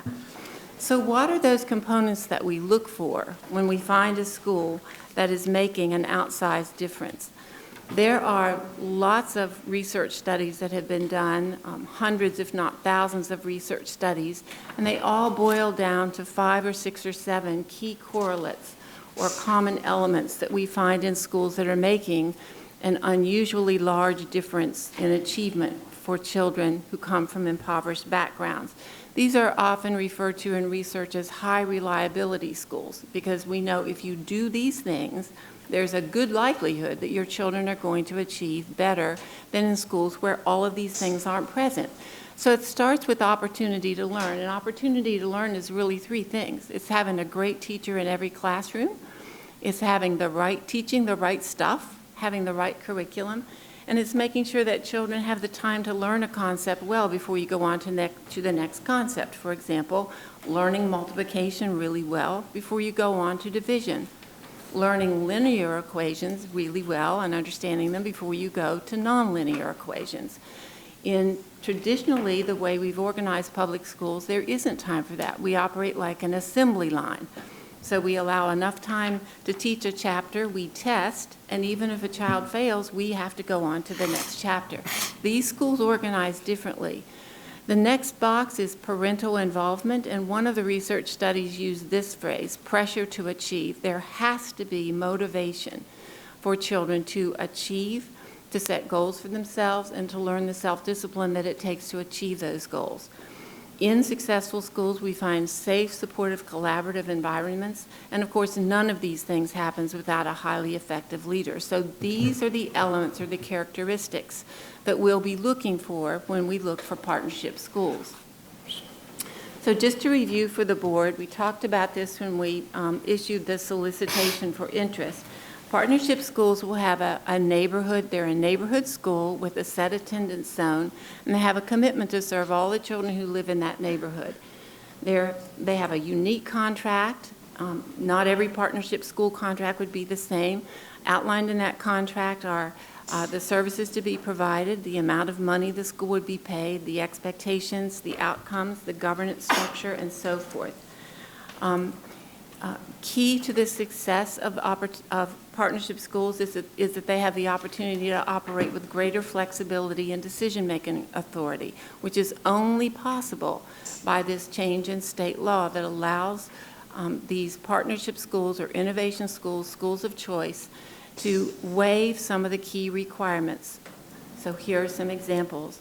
A partnership school could start school the 1st of August, whereas other schools are not permitted to do that. A partnership school could run a longer school day or could run a year-round school. A partnership school could choose to hire a different set of experts as long as they meet the basic certification qualifications. They could choose to deliver courses in a different way than is required under the state regulations, providing this board approves that, and then that waiver is taken to the State Board of Education. The partnership school has greater autonomy, but they also have greater accountability. They have to have an agreement to create better results than comparable schools are getting.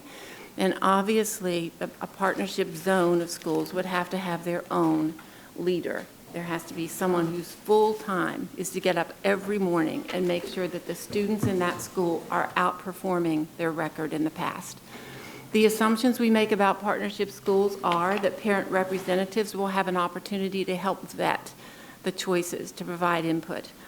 That partnership schools are directed by outstanding leaders who, as we've mentioned, would have authority to select the talented staff. That the optimal school size is achieved. I doubt that we could operate a partnership school with 200 children. It's just not financially feasible. So we need to achieve optimal school sizes in order to make it cost reasonable. Our educators would be supported during any transitions. And then the last bullet is really important. Partnership schools aren't charter schools. They don't operate like a charter school. Under the charter school law, they don't have applications. They take all the children in the neighborhood. But some organization that currently operates as a charter could come in, and if the board agrees, enter into a partnership agreement with this board to be that third governance hybrid alternative, not traditional, not charter, but partner. So here's the difficult decision that we have to make as a board. These are some possible partnership schools that we would recommend that the communities in those schools, the educators in those schools, and the board consider as for partnership possibilities. The schools are listed because they are schools that have tried a number of different approaches over a period of time, and despite the heroic efforts of educators, philanthropists, community groups, parents, we simply aren't seeing the achievement take hold and move forward and gain and sustain momentum as we would have wanted. So if you see a school by an asterisk that has an asterisk beside it, that means that the school is part of an attendance zone. For example, at Sanders Clyde Elementary this year, there's a really interesting partnership going on with Engaging Creative Minds around the arts. They are also seeking some deep support with literacy development. If that were to prove successful, we would want to see some sort of feeder pattern then into Simmons, Pinckney Middle School, and into Burke High School. So we're just saying that rather than having a lot of schools around the district apply for partnerships, that these schools would have the first opportunity to be considered for partnership opportunities. There's no way we could do all of them. We wouldn't have enough applicants. There won't be enough applications to run a partnership agreement in all of those schools, but we've met with those principals and they're aware that they may have this opportunity to be considered. So the next steps regarding partnership schools would be to identify the potential partnership schools. We've suggested that list to you today. Recruit a partnership school zone leader. We have a vacant position right now that we need to revise and re-advertise in order to have that partnership school zone leader. The solicitation for interest has been posted since August. We'll continue to search for partners. We have 3 responses right now to the solicitation for interest. That timeline we set at October 4th. We might need to extend it just a little bit given the feedback we received so far. We would engage parent representatives and, of course, educators, community representatives, but most importantly, parent representatives in vetting or analyzing the options. As work progresses, we keep families well informed. And the final extremely important point, assure that all of our staff who are working those schools know that if they should be displaced because a partnership agreement is occurring, that providing their job evaluations are satisfactory, they would be guaranteed positions to continue to work in our district. We have a turnover of 400 to 500 teachers every year, so it would not be difficult to make sure that any teacher who is displaced is relocated. So those are the ideas. Again, no vote today. This is work underway with partnership schools, and we simply wanted to bring you up to speed. Are there any questions? Mr. Hollington? Yes.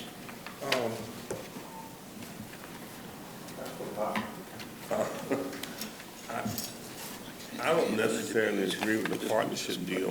I'm gonna be straight up. One, when they lobbied the State House to change the rules, I'm concerned, one, that we get partnership schools that, one, become for a profit more so than the goal of changing education and improving education, because it then becomes a numbers game. 2, I have seen this on my tour in Georgia, where they had part of Georgia that did this, and it did not work out well, and they admitted that. There's just too much. I can't see why the district can't come up with a program like I've seen in other districts to improve the schools that are failing, to bring it back and make hard decisions within ourselves, but to bring a third-party agency into the district, then what are we here for? What do we need this agency for? That's just one. That's one. I can come up with a lot of other things, but I'm gonna yield my time. But that's just too much for today. I'm just being honest. I got to do some more research. Thank you. And I would like to interject that I also am opposed to this. I think public school money should be stayed with public schools, and that thank you. I was in Denver when some of these things were imposed in Denver, and the school district in Denver right now is very different from the one that I worked in that was working perfectly well. And I'm willing. Ms. Coates, do you have something to say? Sure. So the board directed staff to develop a process to receive proposals for effective school approaches involving the board, the family representative, and the educators in the vetting process. You have developed that process? We developed the solicitation for interest, which we brought back to the board, and it is advertised now. And okay. And so I agree. We told you to do this, and this is what you're supposed to be doing. So we appreciate that. I know that there are ways that this can go wrong. I would submit to you that underperforming public schools are also showing a way that this can go wrong and is going wrong. So I understand the need for the board to say, well, what are we here for if we're creating these partnerships? And I would support us continuing very rapidly to go down this road and look at these options, because this isn't about who gets to be the boss. This is about who gets to go to Furman, who gets to go to USC on our side of the country and the other side of the country. So I think that we need to be very cognizant that as a board, we have a duty to be open to new ideas and more specificity. So I appreciate that you followed the board's directive and have begun this process, and I would like you to continue it in all expediency, because I think the real discussion will begin when we start seeing those solicitations and we start having conversations. I would like you to do everything you can to keep the October 4th deadline. Reverend Collins. Oh, thank you. I couldn't.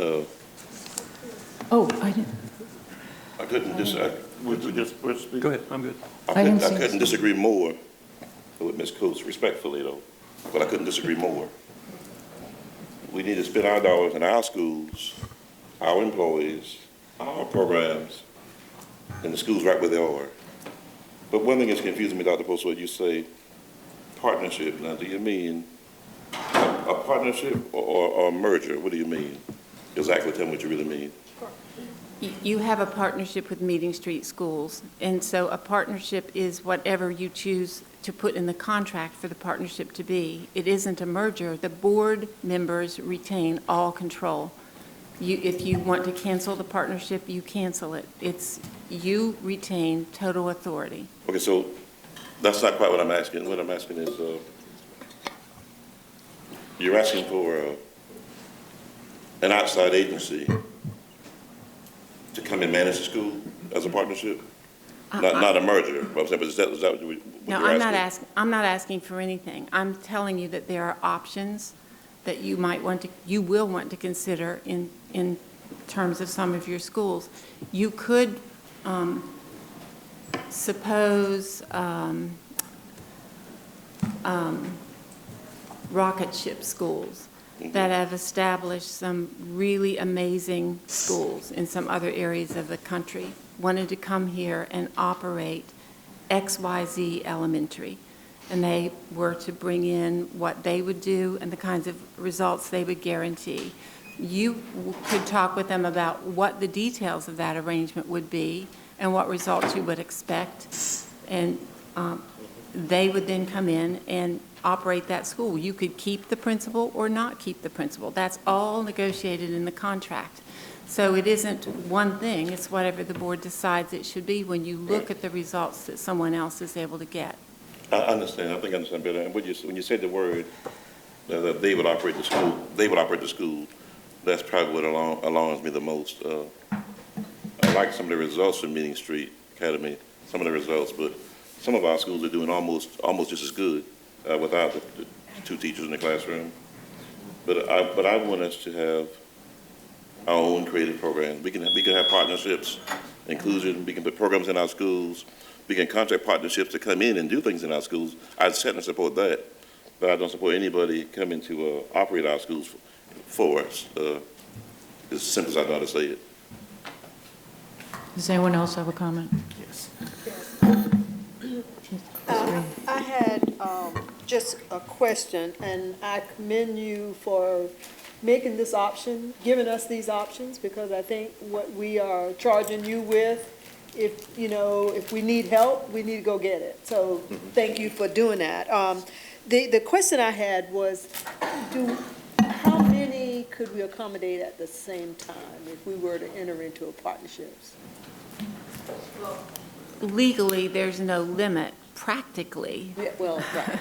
I would think maybe we could stand up 3 or 4 a year, and I don't think we could manage more than a dozen and keep our eyes on what's happening.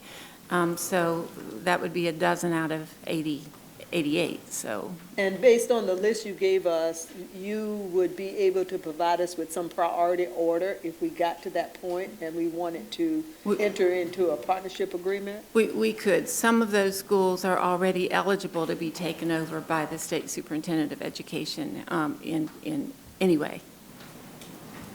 Thank you. Reverend Mack? Yes, I just want to add, and I've said this many a times, Dr. Mary Elderman Wright always says, keep the babies in the center of the table. We know of schools, and they're listed right in front of us, that has for years had problems with producing the quality of work that we need to see within the schools and within our classrooms. There's no question about it. We see the MAP scores. We see the data. We see them time after time. And as we begin to look at this list, in my opinion, and I fully support looking into partnership schools coming in to help and assist with some of these schools that we know need the additional resources and additional help. I am sick and tired of us kicking the can down the road of where the resources needs to be had, and the scores that we see in some of these schools are not where they need to be. They've been that way for years, and we have tried numerous amount of different things to try to improve, and it has not. We have to make some changes, or how many years will have to go by before we bring about changes in these schools for our kids to be performing at the level that they should be performing at. How many more years are we going to talk about these schools, some of these schools that's listed on this handout about the test scores, and it's nothing new to us? How much longer are we going to dive into these kind of conversation? I think it's time that we do something, and we do it now. Another year or two can't go by without us trying to find a way of improving these schools and bringing them to the level to where they need to be. As we talk about these partnerships, I think we need to keep in mind as a board that as we enter into, potentially, if the board decides to go in that direction, into contracts, we can help manage those levels as to how far or what level these particular individuals or partners that will be coming into the schools will have control.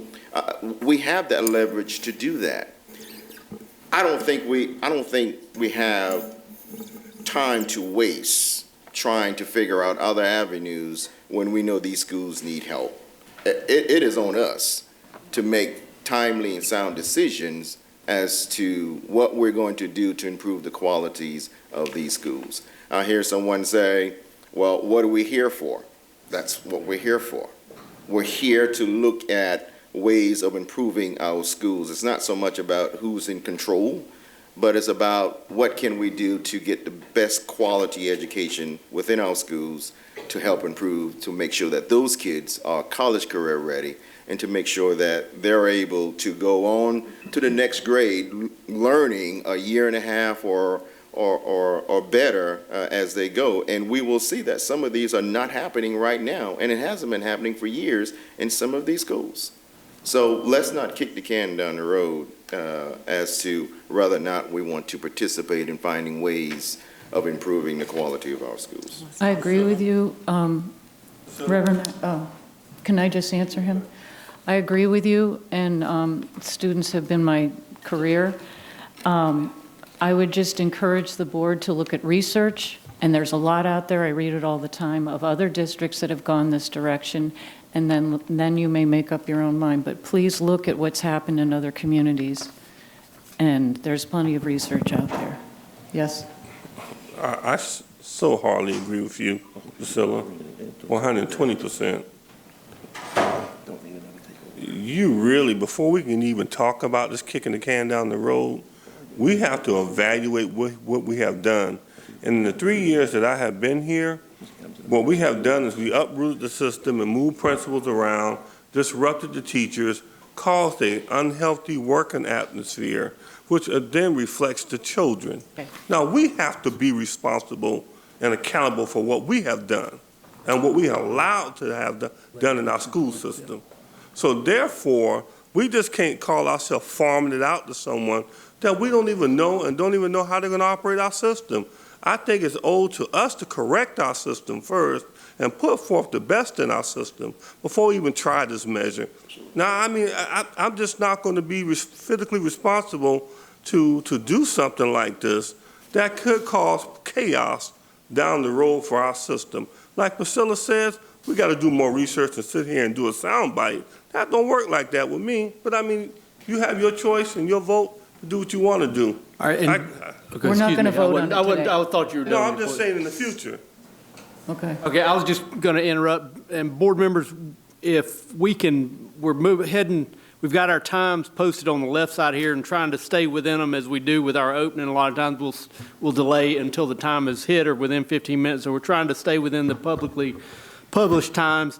And if the main purpose of the day is to give y'all information about the direction of where the district is going, and rather than us giving our opinions, which we've got 9 opinions, and each of you spend a ton of time each week looking at and trying to do your best to lead as board members. But if we can keep our discussion down and focus on questions for the district as we go through these presentations today. Okay. And then I'm just going to volunteer that any board members that have any ideas about this or concerns or questions, can you direct them to me, and I'll try to get them to wherever they should go, or to Dr. Postlewaite. And I'd be more than happy to have discussions with people. So equity and access, facilities programs, Jeff Borroway. Dr. Postlewaite. Sir. Reverend Mack mentioned about we had tried different things in our schools to make them work, and they did not work, according to what you just said.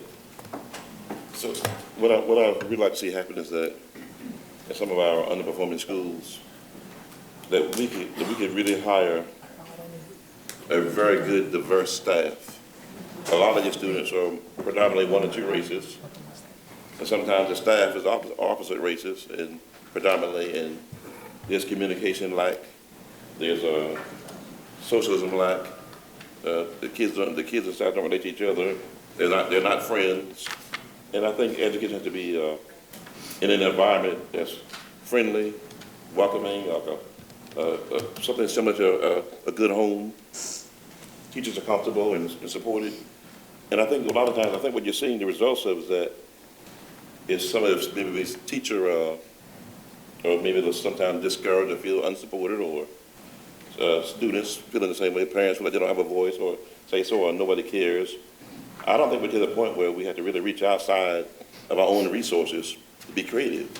I believe we have good, talented people right here in Charleston County School District that can do a good job, they're supported. We have to do a better job of how we place people and put them in areas where they can work and they can produce their strengths.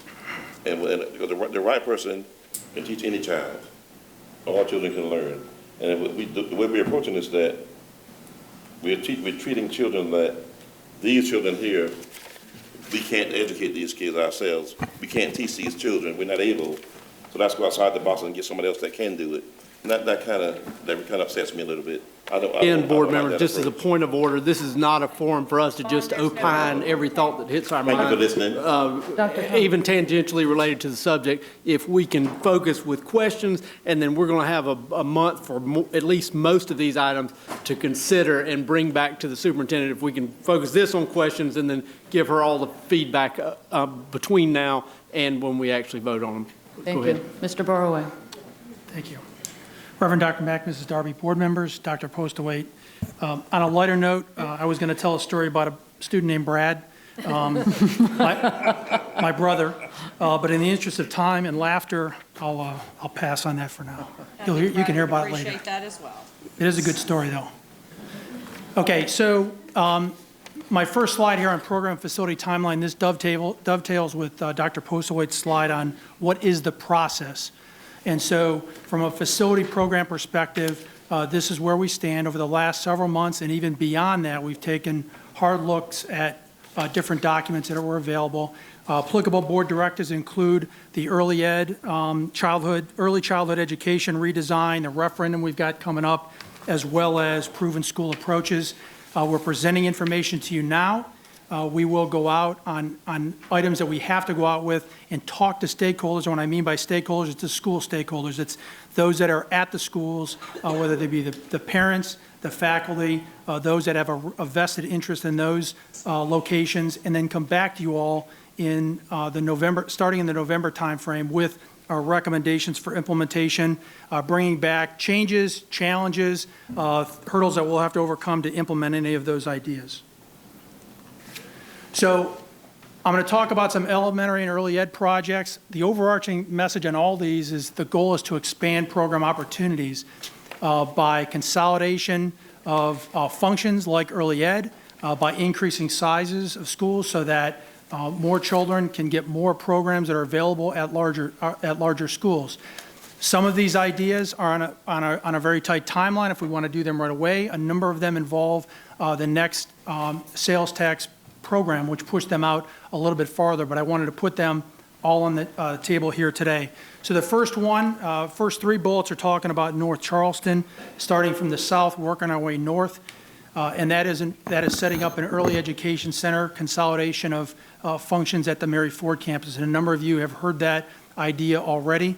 Essentially what this would do would be to have Mary Ford be an early ed center. Right now we've got, last year we had 119 students at Child and Family Development Center plus CD within Mary Ford, but it would essentially allow all students in that area from Chicora Elementary as well as those that could not be served at Meeting Street at Burns to be part of this early ed center using the annex of the building and using the trailers that are there on campus. The front part of the building would be used for staff as well as the potential for opening it up to wraparound services. There are school districts that out there that offer community space that actually dovetail and support schools. That is a possibility on that campus. This is something that could be done in the fall of 2020, although it would be rapid fire and would have to be done before you all approve an early ed recommendation early next spring, because we have to go out to the constituent boards and rezone for this to happen in 2020. But I will tell you that there are only 300 children in the Mary Ford zone. Less than 250 of those attend Mary Ford.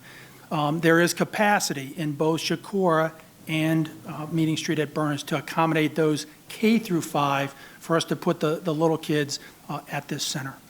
Second bullet, moving up into what I call the Dorchester corridor, we have 3 schools within 2.9 miles. Hunley Park to the north, Lambs in the middle, and Goodwin to the south on that stretch.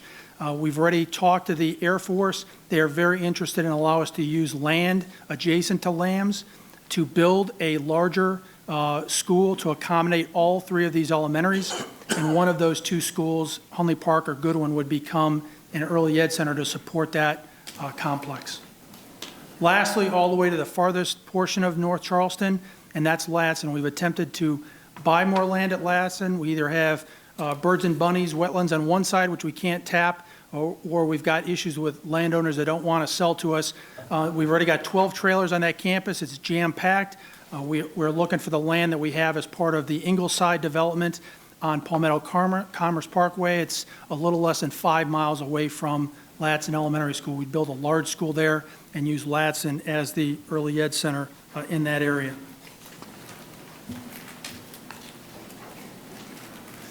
We move down to downtown District 20. We have excess capacity in our elementary schools. We can take 3 to make 2 in a number of scenarios. The scenario that we would present to you for consideration is taking Mitchell Elementary School, combining it with Memminger and Charleston Progressive Academy. Charleston Progressive Academy is a magnet. There are only 90 students from District 20 in that school. So if you look at it from a math perspective of District 20 students, those 3 schools could fit in Memminger and CPA. CPA either could be a zone, or the Memminger CPA combination could be a primary, like an early ed center, and the other school would be the 1st grade through 5th grade students, and you wouldn't have to have a zone. They would just be the same school. Those are the first 2 bullets. And I'm going to say the second bullet, the remaining students, the remaining space would go to D20 students, and any vacant students could be distributed throughout the constituent areas. Third bullet is to expand the Buse campus, essentially creating a second campus for middle school students. If we maintain the existing building for K through 5, we can grow by 1 grade at that building, which gives us another 150 students K through 5. First eligible would be the D20 students. Any vacant seats would be distributed countywide.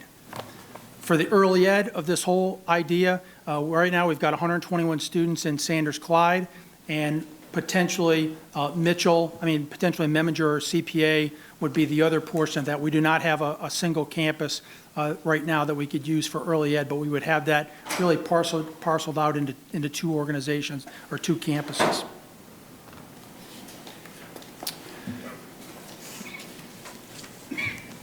So staying on the peninsula, I just mentioned the consolidation with the Mitchell campus. That frees that building up to create what you could call a middle school mall. I would love to have a location where all middle schools on the peninsula would be in one building without affecting Burke or without affecting Charleston Math and Science. I can't do that.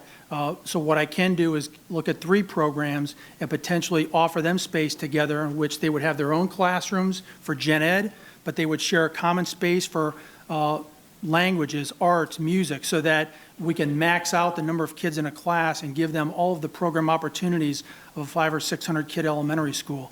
Those gen ed classes could be on the 1st floor and 3rd floor of Mitchell, with the common space being on the 2nd floor. You can see here would include Montessori Middle from James Simmons, the middle school IB program, Bust, and offering up space to Charleston Development Academy, which right now is in lease space and has a small number of 6th through 8th graders. We would look at a multi-purpose room on the back of the building where the playground is as an option. And this is the only elementary building that hasn't been recapitalized on the peninsula. We have a renovation project that is funded under Phase 4 sales tax. That would give us the opportune time to do work on that building when one school moves out before another school moves in. The second bullet on here, unfortunately, my brain couldn't come up with something to share, and it doesn't seem like anybody else had anything right away, but to know that that's on the agenda. We've got to come up with something in North Charleston. We've got Morningside Middle, which from a facility perspective, I'd love to have recapitalized. We have the Garrett campus available. We have Meeting Street students that now have, Meeting Street that now has 6th grade. We have to come up with a solution for the lower half of North Charleston. Right now, the zones don't help us. Vertical zones throughout North Charleston. So we've got kids that travel past Morningside and past Zucker to be zoned for Northwoods. That's a challenge for trying to reconfigure this whole space. That's something that's going to have to be looked at real hard. Just know that we've got it on the list. Let me move out to the west. I've got one bullet for District 9, one bullet for District 23.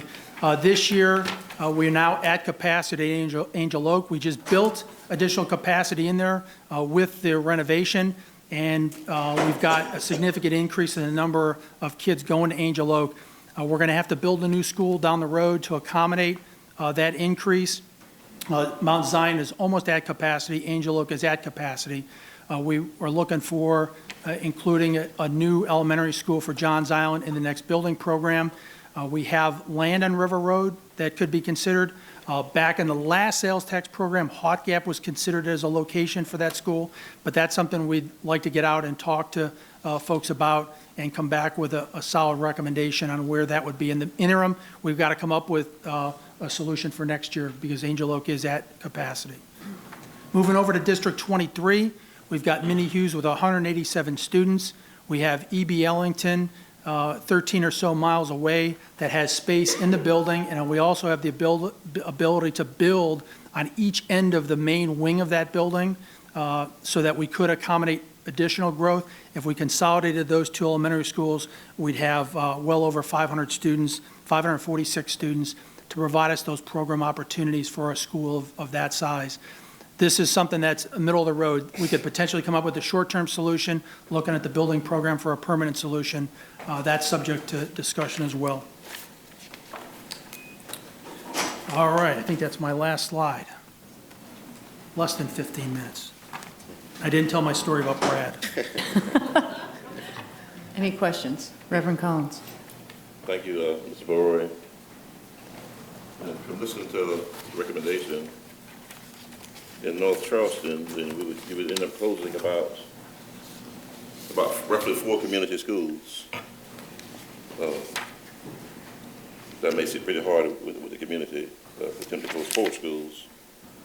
And then to build a new 1,200 student school at Lamb's campus concerns me also, and primarily because we're dealing with schools that are predominantly poor families, and sometimes we have the illusion in our mind that by combining all the poor children together, you offer them more, and they're better off by putting them in bigger buildings, combining them, put them all in one location. That seems to be the solution, but it hasn't worked not one time yet. Not one school that we've closed or combined has produced any results, any significance. If it is, it's been minimal. So my question is, if we close Mary Ford School, close Lambs and Honey Park, and build a mega school, that all sounds good, like we get new construction. But academically, what changes? What's going to be different that's going to educate these children by relocating them and put them in other school buildings, other facilities, with other children that are struggling?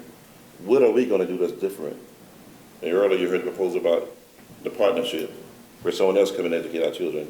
So by combining schools and closing schools and relocating children, how does that produce anything in the classroom? How does that help teacher morale? How does that affect teachers already feel they have too many kids in the classrooms? So sending more students in those schools is going to do what for us? I really need to have that addressed, Dr. Postaway. How is combining children that are struggling, but more struggling children, going to produce any academic results? Do we have a program in place today that's going to fix the issue, the academic issue? Do we have something in place other than the physical plan? Let Dr. Postaway address All right. So if you want me to answer that today, what I can tell you is that what we cannot do is hire enough reading interventionists or social workers or parent advocates or mathematics specialists or art, music, and PE teachers to get around to all of our schools. So the fewer students that you have in a school, the fewer offerings and supports those students have. When we get them into one central location, it may be that they need to be in multiple wings or buildings on the same campus, but when they're centralized on the same campus, we can get a whole lot more supports to them. I can easily envision that building could be designed to bring other social support agencies onto the same campus. so that you have a whole one-stop concept where you have the agencies that support families in the same location as the children are located. So I think that there are many ways that the building could be designed to address your concerns about size, but the important factor for us is it reduces the cost of providing nurses and the other auxiliary supports that I've already mentioned, so that the children actually receive and have access to a greater array of services. So there are all kinds of economies of scale to be gained when we have the children in one place and can get the supports I've mentioned, the school psychologists, the social workers, the reading interventionists, the dyslexia specialists into that building, whereas we cannot get we can't get 5 different people to go to 5 different buildings or 3 to go to 3 buildings, but we can organize their schedule so they're not spending time on the road, and we can save money and time by increasing the services. I've seen that happen multiple times. Whether or not achievement increases depends on what we do once we build those buildings. And that's the point I'm really making, the academic achievement, the academic gains. It's just something that I want to address that. So, you will. So, you got to hit the nail on the head. No, I will. I know you will. You hit the nail right on the head. It doesn't mean that we'll have academic achievement progress. So now, typically in our fund balance budget, we might have $50 million to $70 million. Then we're hiring people all the time, the positions, changing positions, needing additional staff support, different programs. We have millions of dollars we can tap into. So if you need to get psychologists, you need reading interventionists, if you need math specialists, we can do something with some of our resources without closing or combining schools now. We can make progress in 1 or 2 schools. If we can't do all at one time, then surely we ought to be able to shine somewhere in North Charleston. We ought to have at least several schools in North Charleston that are really producing because we put additional support in those schools. So it shouldn't mean that we got to put everybody on one campus to educate our children. So we can talk about some of the choices that the board has to make another day, but I do want to say 2 things. First of all, we're required to have a certain amount in our fund balance, enough to keep our district afloat. You know that, and that's a large amount. And secondly, unless Act 388 changes, this board is going to hit a funding cliff in 2 or 3 years. You're going to need every cent you have in that fund balance. The third thing I'll say is we are taking some of that funding and increasing social and emotional learning support, social workers and mental health counselors to the very schools you've mentioned, and you'll see that coming through in your budget revision recommendations likely next week. So how we put the programs together is a matter we can discuss on another day when we set aside time for that. But Mr. Baroe isn't saying that automatically if you put more children on one campus, things will get better. We're saying it enables a lot of other changes to occur. There's a hiring crisis out there. We have a talent crisis. So we can't find all these people. Yeah, Yes, Ms. Garvey. Thank you. So a couple of things, Reverend Collins. I think this is something I've talked about a lot since I've been on this board. It's dawned on me how we really need to address our school size. Mm-hmm. But I don't know that we're always clear. When we say we want to have a bigger school, that doesn't mean that we're going to have bigger class size by any means. And sometimes it can be a smaller class size because of the economies of scale of right now. Let's say in that scenario of those 3 schools, we might be paying for 3 principals, but none of them may qualify for an assistant principal because of their size. And we talk a lot, and we hear all the time from people who say, we want the same programs at this school as you do in Mount Pleasant schools. Well, the only difference in the Mount Pleasant schools is that the schools are bigger, and because they're bigger, they get the teacher points and the allocation because they have so many kids. North Charleston has about 1,000 more kids in enrollment. 2,000 more, yeah. Right, well, 2,000 more. It's 14 and 16, but you have twice as many schools. And so I think that there's so many more things that we can offer kids, like the wraparound services, the arts. We talk about that all the time. And when we have schools that are under 500 in the urban areas of the county, we just cannot serve our kids. And the issue isn't having enough money to pay psychologists or those, it's finding people. The unemployment rate is so low that you can't find people. And if we had people, if we were looking for one psychologist for one school versus 3 psychologists for 3 schools, or 1.5, that would be easier. So I'm not necessarily going to change your mind, but I just want you to be open to this discussion because it's a change we need to make. One more comment. Just a quick question. All of this seems to create capacity in early childhood and the centrality that was talked about earlier. Do you have an estimate about capacity if all of these things were done? Do you have any sense of what number of seats are involved? I have each individual project. I haven't added them all up. Ish. So, well, I don't. You're a I don't math have guy, that you here can in do front it. of me. What's that? You're a math guy, you can do it. I mean, I just know that, I know the target, if we want to get to a target of having universal 4-year-old, if we use that as a target, we have 3,600 children in kindergarten, 36 in first grade, 36 in second grade. And Mrs. Coates mentioned the number that we had right now in pre-K, and it's down in the 2,200 range. 2,200, So right. we're missing 1,300 kids. Now, that they all need pre-K, maybe not, but we're trying to look at it by location and start with the kids who need it the most. Eventually, we'll get to that big number, but if I just look at the Mary Ford, Chicora area, if I just look at the Dorchester corridor area, we can cover those 2 areas with the schools that we're answers my proposing. question. Yeah, we can That's cover really what I those was 2 looking areas. for. Thank you. Thank you.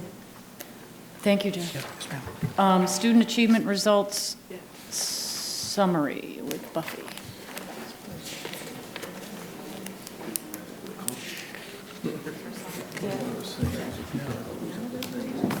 Sorry, asking him a question. College.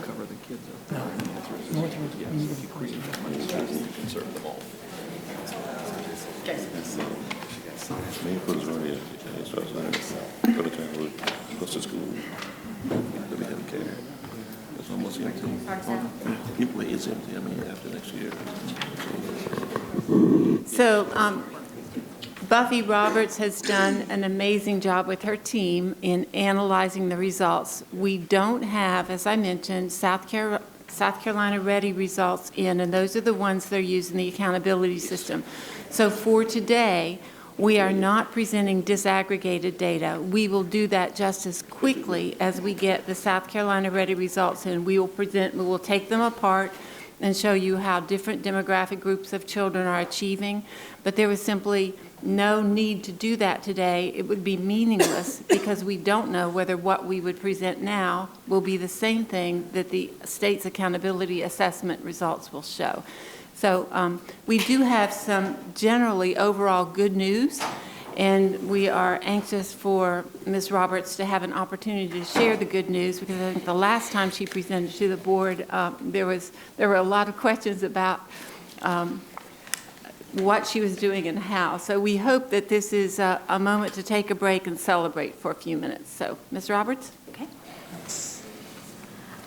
Okay, good afternoon. Thank you for giving me this opportunity to talk about some of the good things that are going on in CCSD.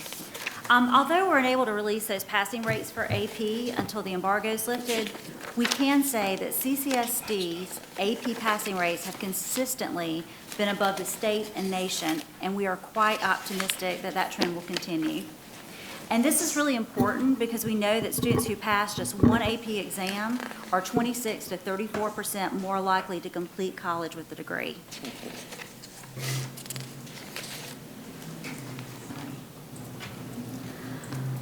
According to both ACT and College Board, exposing students to dual enrollment courses increases their likelihood of entering and completing college as well.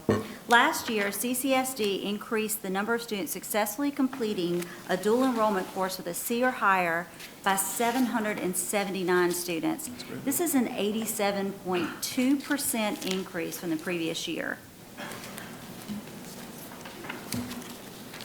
And although we're not able to provide the numbers due to the embargo, we feel very optimistic that this year's SE Ready results could be the best year in the 4 years that SE Ready has been in place.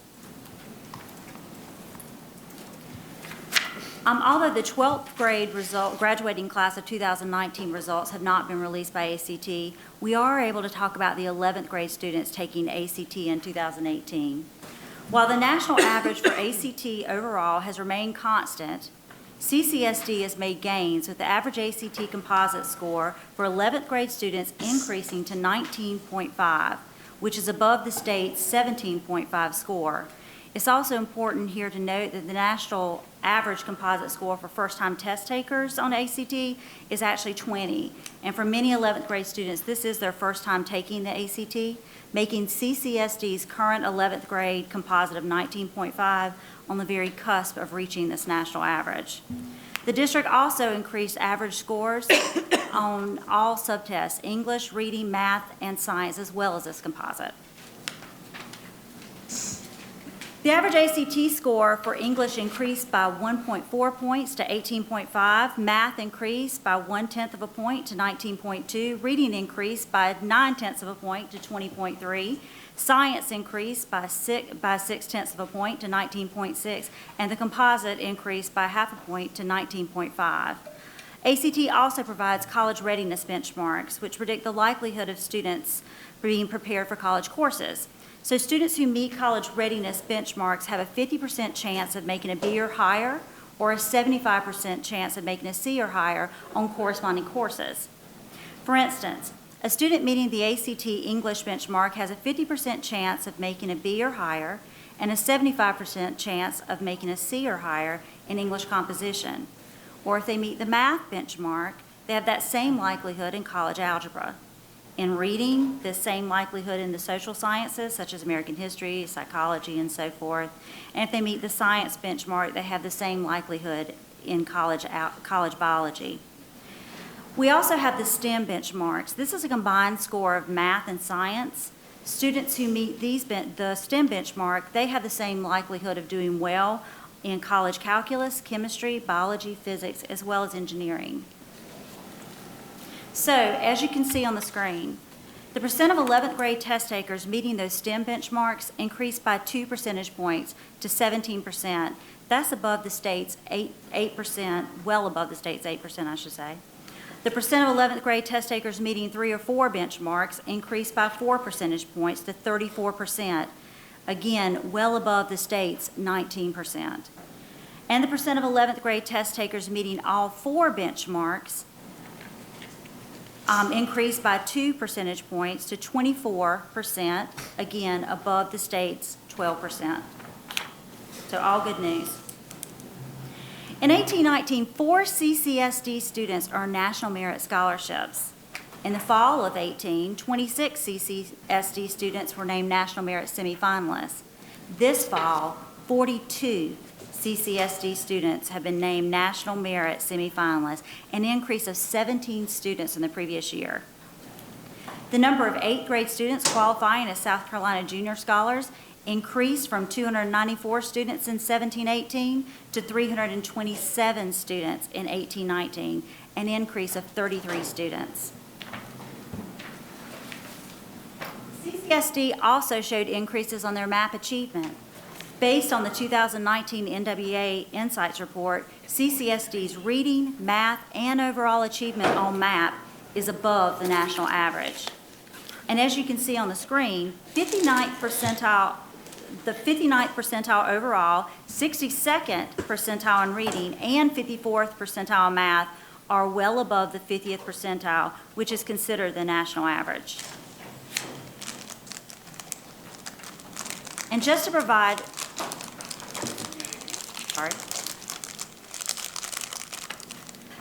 a little more clarity on MAP achievement, NWEA places CCSD achievement in reading and math combined at 59th percentile among districts nationwide. That's 9 percentage points above the national average. MAP reading achievement across grades 2 through 8 was at the 62nd percentile. That's 12 points above the national average. And math achievement across those same grade levels was at the 54th median national percentile, 4 points above the national average. CCSD also showed, I think I might be a little presentation tool challenge, sorry. CCSD also showed increases on MAP growth as well. CCSD overall growth on MAP is considered slightly above average in comparison to the NWE national average of the 50th percentile, with CCSD presenting at the 52nd percentile overall. That's 2 percentile points above the previous year's median percentile. Reading is at the 53rd percentile, an increase of 1 percentile point from last year's status, and math at the 52nd percentile, an increase of 4 percentile points from the previous year. Again, all of these rise above the national average. It's important to note that with percentile growth, it's considered accelerated growth if you're making that percentile growth. So it's not to just maintain the status quo, but we're actually rising above what would be considered normal growth. And to provide a little bit more clarity on MAP growth, the district median growth is at the 52nd percentile, again 2 points above the national average, an increase from the 50th percentile that we had in 2017-18. And MAP reading fall to spring growth for grades 2 through 8 was at the 53rd national percentile, 3 points above the national average, an increase from the 52nd percentile from the previous year. And math fall to spring growth for grades 2 through 8 was at the 52nd national percentile, again 2 points above the national average, increasing by 4 percentile points from the previous year. CCSD also showed increases in the percentage of students meeting MAP reading growth targets or their individual growth goals in reading. CCSD went from 47.4% of students meeting their growth targets to 55.1% of students meeting their growth targets in reading.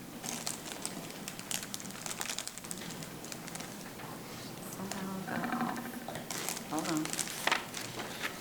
Sorry. CCSD also showed increases in the percentage of students meeting MAP math growth targets or their individual MAP growth goals in math. District-wide, CCSD went from 49.7% of students meeting those growth targets to 55% of those students meeting those targets. Looking at the right place.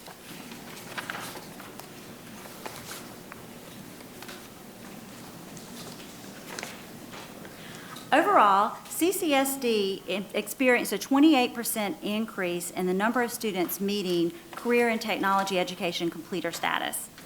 CTE career completers increased by 192 students. That's a total of 886 student CTE completers. Additionally, opportunities for those CTE experiences were expanded in the district.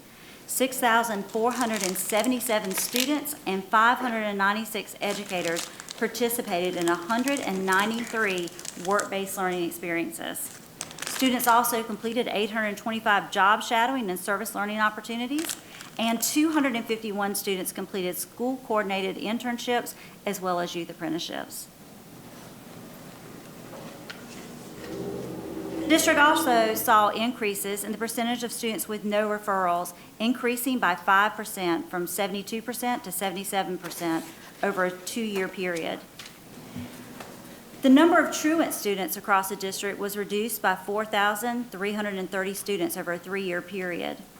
While we're making continual progress in this area, we do recognize that truancy is still an area of concern.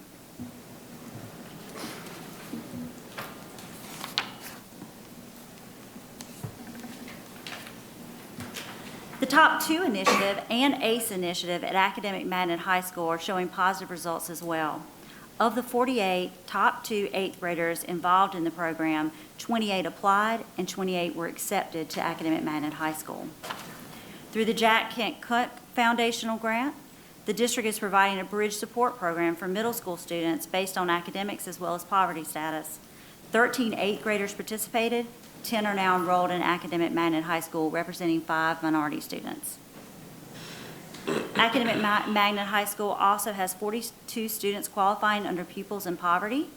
21 are in the 9th grade, and 10 of the 21 are ACE scholars. Based on this information, the initiative has had a 50% impact on increasing diversity at the school. What percentage? Comments or questions? 50%. Thank you.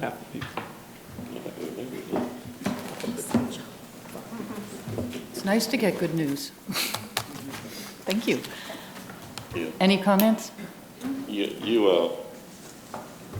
spoke about the top two.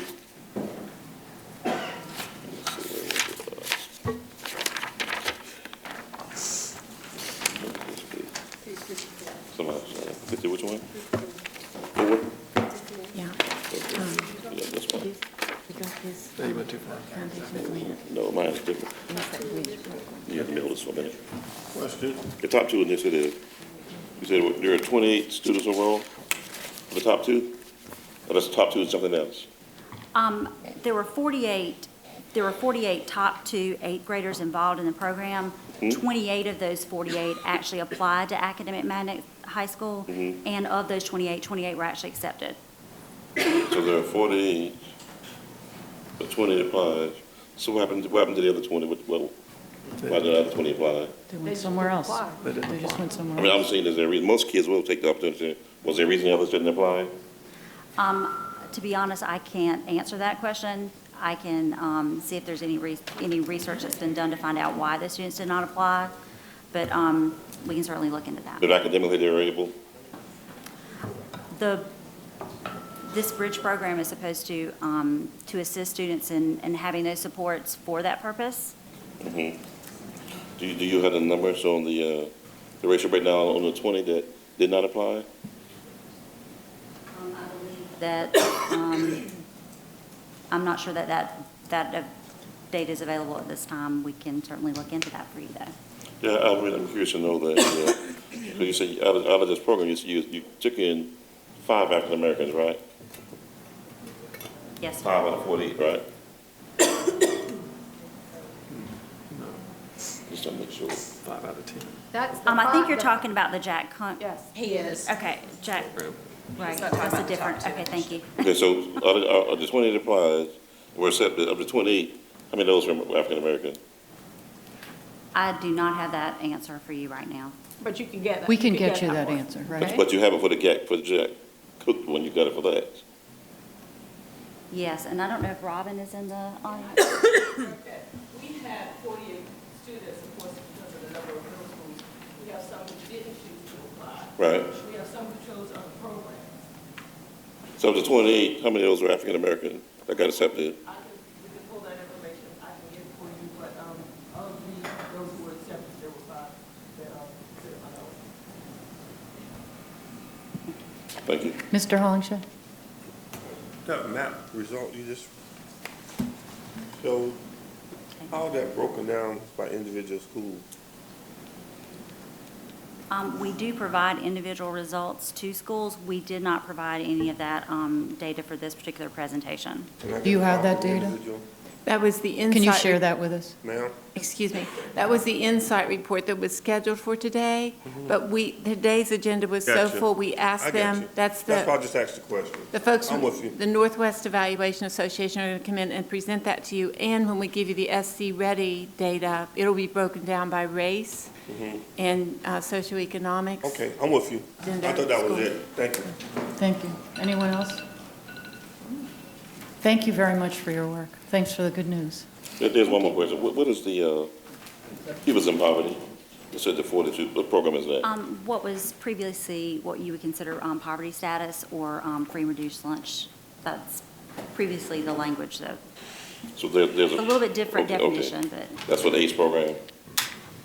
that's a part of that. Yes, Okay. sir. How about, I need to get your phone number.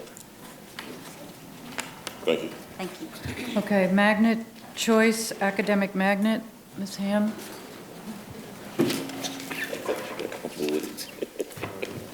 See, they gave me 2 different ones. One came to my house, the other one here has more pages on it. She said she added some things.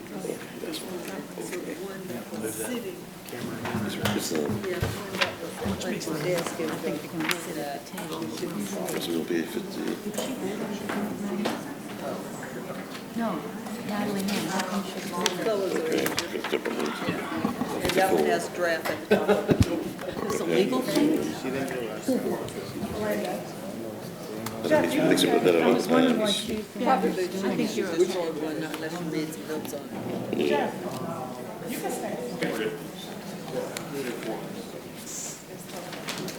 I'm still on 56, I got 57. Good afternoon, Reverend Dr. Mack, Board Chair, and Mrs. Darby, Vice Chair, esteemed board members, and of course, Dr. Postlewaite. While these folks are getting settled in, I just wanted to give a very quick introduction. Mr. Sam Scarden, which is, raise your hand, Sam, is here on the end, actually approached the district about some issues that he was made aware of when he attended his 10-year anniversary of graduation from Academic Magnet High School. He graduated back in 2006. They've got 4 presenters today. They've graduated, I believe, in 06, 07, 02, and 03, if that's correct. There's also a group of alumni here to support them today. I actually worked with this group of esteemed young professionals just to provide them with support and information that they needed from the district in order to get this work done. I also wanted to make sure, a little bit selfishly, that their presentations met legal scrutiny. So we, of course, reviewed some legal background information with them, but they were always on top of it, and I'm very excited for them to present their own ideas to you all today. Thank you. Thank you. Good afternoon. Good afternoon. My name is Jarrett Hudson. I'm from the Academic Magnet High School class of 2003. I'm an architect here in Charleston. On behalf of my colleagues and fellow alums presenting, we would like to extend a thank you to the school board for giving us this opportunity to come speak with you today. We'd also like to thank the CCSD staff for their help in working with our alumni group. And also, we would like to thank the AMHS alumni, current students, and others who are here today to show their support. We'd just like to take a moment. We do have some alumni out there in the crowd, if they could all just stand so everyone can see you.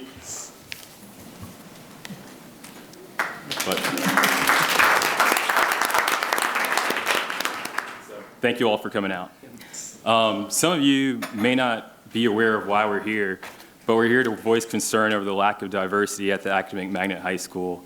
This issue isn't anything new, as it's been documented in the Post and Courier, discussed in our communities, and as said before, even talked about amongst AMHS alumni at respective class reunions. When I meet people and they find out that I'm a Magnet alum, they often have questions, but I find it necessary to explain that the school today isn't the same as the school that I went to. And when I say that, I mean, it's not the same in the way that the student body looks. It's not the same in what the student body, it's not the same in what areas of the county that the students represent, and it's not the same in the terms of their household economics. I think we'd all agree that every student in Charleston County deserves a chance at the best educational opportunity possible, which is the Academic Magnet High School. But right now, I can't say that currently that chance exists for everyone. So we're here today, and I'm saying all this to say that we're here today to present some ideas to immediately create a level playing field for admissions into the Academic Magnet High School. Hey everyone, my name is Hank Young. I'm a 2007 alumnus of the Academic Magnet High School, and I practice law here in Charleston.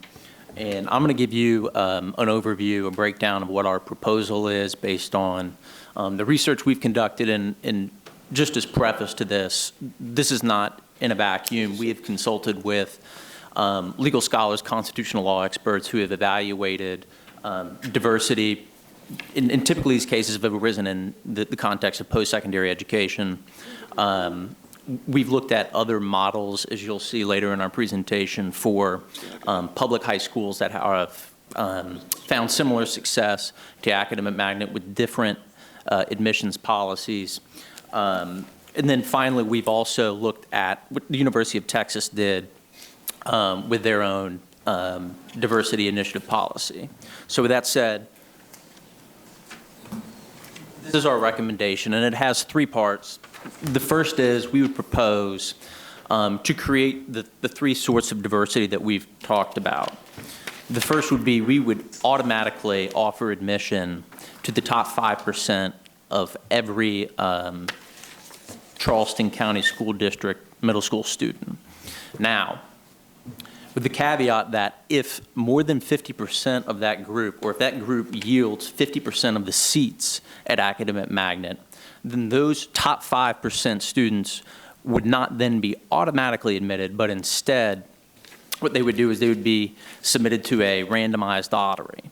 If the student was not selected in that randomized lottery, they would then fall into this second general application pool, which is sort of the vehicle by which it creates the admissions committee, whoever's making those decisions at Academic Magnet, sort of create the class that they want.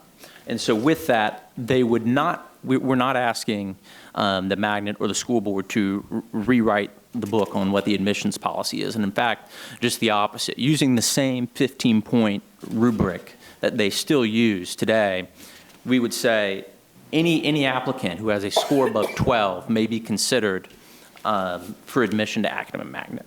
And what the committee then could do is, based on other factors, not just did this student perform the best on a standardized test or these combination of factors, but did they excel in one particular academic area? Were they a leader in their community? Were they particularly involved in extracurricular activities? This would allow Academic Magnet to create a student body that was more representative of Charleston County as a whole. Now, the final part of our proposal, our recommendation is, in order to ensure that there is, of course, racial diversity and socioeconomic diversity, geographic diversity, as you'll see, is also lacking at Academic Magnet. So, sort of the catch-all at the end is, if through this first and second round of applications, there is not at least 2 students from every zip code that is wholly within Charleston County, the school would then admit the highest 2 performing students from that group. So that way we have sort of a holistic, diverse, representative student body at Academic Magnet. And just to be clear, we don't view this proposal as an immediate catch-all, a fix. It will provide immediate, a quicker solution to producing multiple forms of diversity at Academic Magnet. But to be clear, there will need to be additional outreach so that, earlier I think we saw a statistic that 48 top 2 students were admitted, but only 28 applied. I think there'll be additional outreach that's needed to ensure these students do have the chance to attend Academic Magnet if they otherwise qualify. So with that said, I will turn it over to Austin Williams.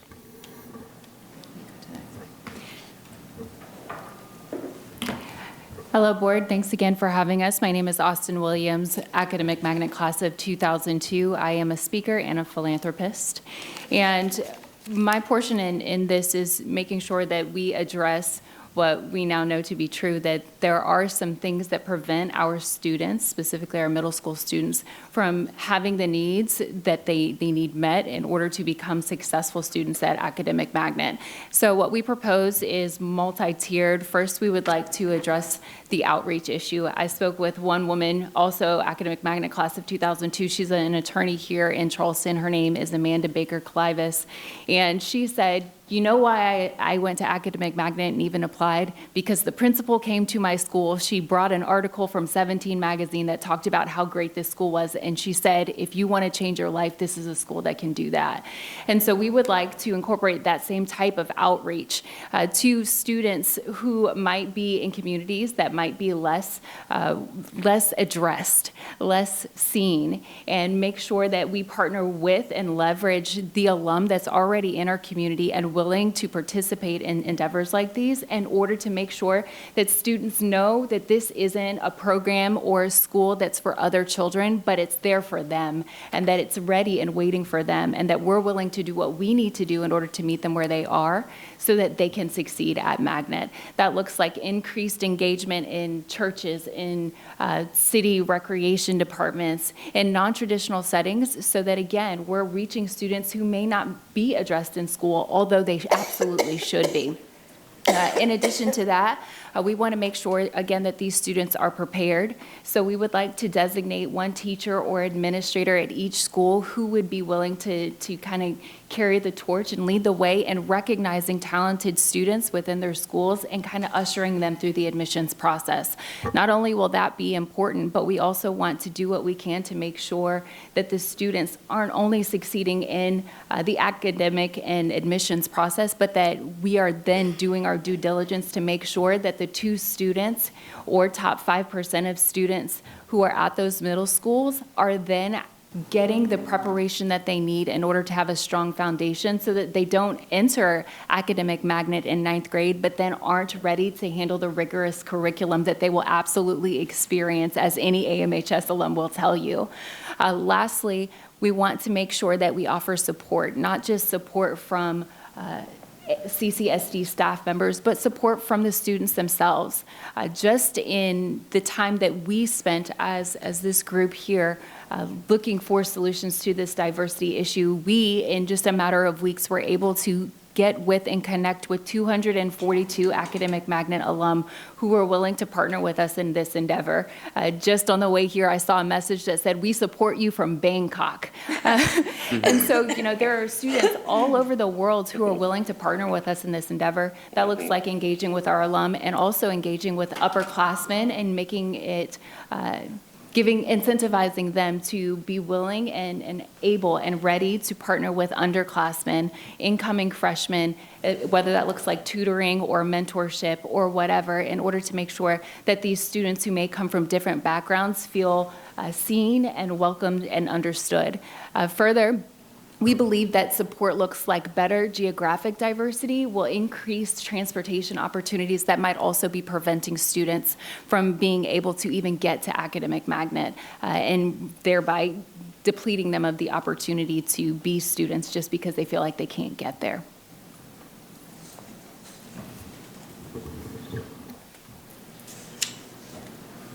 Thank you all. My name is Sam Scardon. I'm a class of 2006 alum. I'm going to take you through some of the data and research we did in developing this proposal. I think the important thing to know, like Jarrett said, is the magnet has a diversity problem on many fronts. Race, geography, socioeconomics are 3 of the most obvious ones. And we're here, and I think we have the unique perspective of saying that it hasn't always been that way. The magnet we experienced was much more diverse. So that's why I want to take you back to 2002 in terms of racial diversity here. The chart you see on the right is a graphic representation of the data that's on the left. Basically, in 2002, the school was extremely representative of Charleston County. Early 2000s, you're looking at about 59 to 65% white students, about 35 to 40% non-white students, and just a very dramatic decline in the diversity since then. 2014-15 was actually the low point. Only 2% of the students enrolled in Magnet were black. Now that's up to 4% because there has been some success in that top 2 program, but obviously our goal is not 4% here. We identified 4 events over the last 2 decades that really fueled that change. The first is, I think you can't have this conversation without acknowledging that Buse Academy, which is the main feeder school of the Academic Magnet, used to have a race-conscious admissions policy. In 2002, there was litigation against that, and actually the story we're aware of is that the district didn't contest at the time, did not contest the litigation and changed the policy to be away from race-conscious, and that had a immediate effect on just removing the diversity from both Buse and then down the line the Academic Magnet. I think it's important to note the first top 10 ranking happened when this was still an extremely diverse school. I think in these conversations, there's often a very ugly and false choice between quality and diversity. That's not the case. The Magnet is one of the shining jewels of all public education in South Carolina, and it started that national recognition as an extremely diverse school, and I think we should all be very proud of that. Then you have the recession and the new building, which both drove a lot of demand from private schools. There was all of a sudden the Magnet was competing or there were students competing to get in who were coming from private schools, and now Actually, I think about a third of Magnet freshmen are actually, did not spend their 8th grade year in a CCSD middle school. Geographic diversity, like I said, multiple elements of diversity here. The blue bars you'll see on the right represent the portion of the population under 18 in Charleston County. So the percentage of the population under 18 in Charleston County. So on the left there, you have downtown has about 6% of kids under 18 in Charleston County and about 5% of the Magnet student body. So that's very representative of downtown. You see James Island, Johns Island, West Ashley actually pretty evenly represented in the Magnet student body relative to their populations. The difference is in North Charleston, which only has about a quarter of the representation it should based on the number of students who live there, and then Mount Pleasant that has significantly more. And then this is somewhat similar concept shown a different way. This is the acceptance rate by geography. So where the zip code students apply from, are they getting into the school or not? School-wide rate is about 63%, and you'll see James Island, Johns Island, downtown West Ashley right in that neighborhood, but North Charleston significantly lower and Mount Pleasant significantly higher. And then economic diversity we talked about. It's just pretty stunning stat there that 53% of Charleston County school students are experiencing some kind of poverty, and only 5% of academic Magnet students are. A couple things we did too, we looked at the admission policies of other top Magnet programs in U.S. News. Right now the Magnet requires an 85th percentile standardized test score to even be considered for admission, including if you're admitted through the top 2 program, you still have to have cleared that threshold. That's significantly higher than any of the comparable schools. We picked those 4 because they're the most comparable setup to the academic Magnet in that U.S. News list. There are 2 of the 4 peer schools don't even use standardized tests as a requirement to get in. The ones that do have lower standards, but still are obviously receiving extremely high national rankings and producing very quality education. I'll just say there are several studies out recently. I won't go through every single one. I want to draw your attention to the top left one, the Duke TIP study. That extremely well-timed study came out last month while we were developing this. Basically said the best way to identify gifted and talented students is to measure them against their immediate peers in the classroom, not on a standardized test where they're being compared to students across the state or across the country. The best way to determine a gifted and talented student is how they do relative to the student sitting next to them in a classroom. That's why our proposal focuses on top 5% of your class in a CCSD middle school will qualify you for admission to the academic Magnet. The Duke study, like I said, verifies that. I'm going to skip over the rest in the interest of time, but we're happy to answer questions about them. And then just to let you know, we did do some research on what kind of makeup this would produce in a class if we had implemented the policy right now and did it next year. Based on taking top 5% students from every CCSD middle school, about 40% of all top 5 8th graders right now are not white. So if they made up half the academic Magnet class, that would mean at least 20% of that class would be non-white, full of students that obviously are very high potential. And we have a great video producer on our team here, so I'm going to pass it back to Austin so she can show you our stories from the alumni we spoke with. I would like to, before I allow you all to see the video that we've produced for you that shares the stories of other academic Magnet graduates, I want to share a personal one. I graduated in 2002, but before that I went to Buist Academy, and I did very well at Buist. I was a great student, I was well-rounded, and did all kinds of extracurricular activities, but I was not accepted into academic Magnet. However, I had teachers who were willing to advocate for me, and I had a mom who was willing to advocate for me. So I had 2 teachers from Buist go to Magnet and say, you guys have made a mistake and you need to admit this student. That student was me. And I ended up graduating from Magnet with honors. I got a full academic scholarship to college, and while I did not meet the threshold on paper, I have been a very successful businesswoman. In 2014, I was the first African-American woman to win the title of Mrs. America. Today, I've traveled all over the world fighting human trafficking. I have been named Humanitarian of the Year for the work that I've done in human trafficking, and I won the prestigious Phoenix Award presented by the City of Atlanta, which is the highest honor given by the city for my work in human trafficking. Just last week, I was talking about human trafficking at the Congressional Black Caucus Legislative Conference.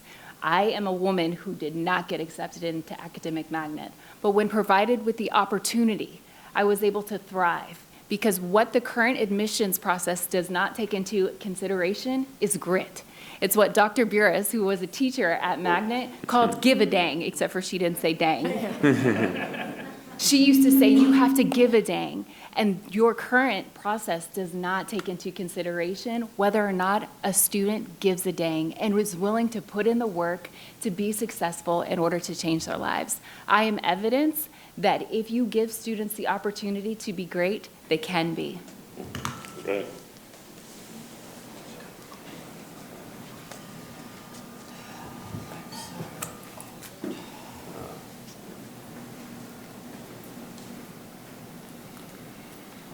Jared Hudson. Hi, my name is Jackie Terry Berman.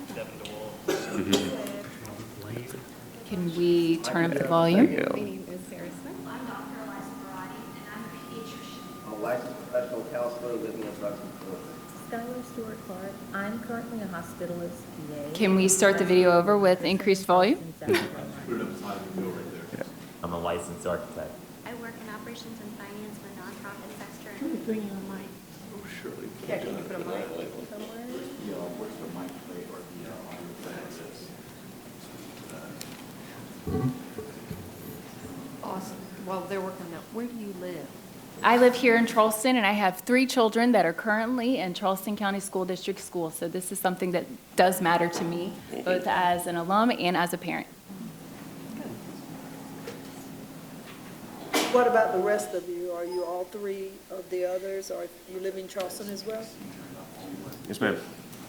Yeah, we discovered in the process of organizing support for this proposal how many alumni, we have a lot in Charleston, but a lot of spread all over the world. I think you mentioned Bangkok was one of the farthest we found. But we wanted to have a way to incorporate all of their input and their support and their feedback. That was the idea behind doing this video. While they're waiting to get that, where did y'all go to middle school? I got views. I went to Northwoods Academy in North Charleston. I went to the Lang Middle School. There's also Lang.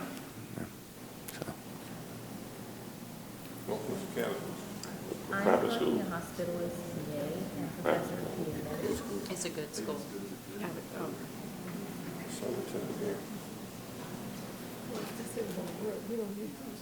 Is there any output up there, Andy, that we could bring a Jared microphone Hudson. to? Hi, my name is Jackie Terry Berman.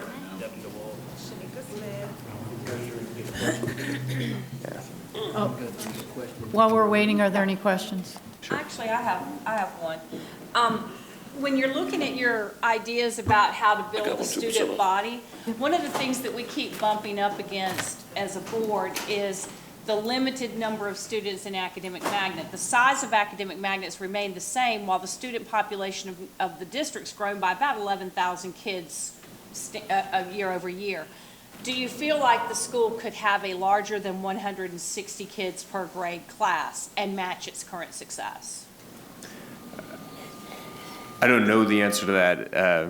I will say that in this research, one issue we ran into was the size of the school made it very hard to take. I mean, the University of Texas policy that we sort of modeled this after, they admit the top 10% of students from all public Texas high schools.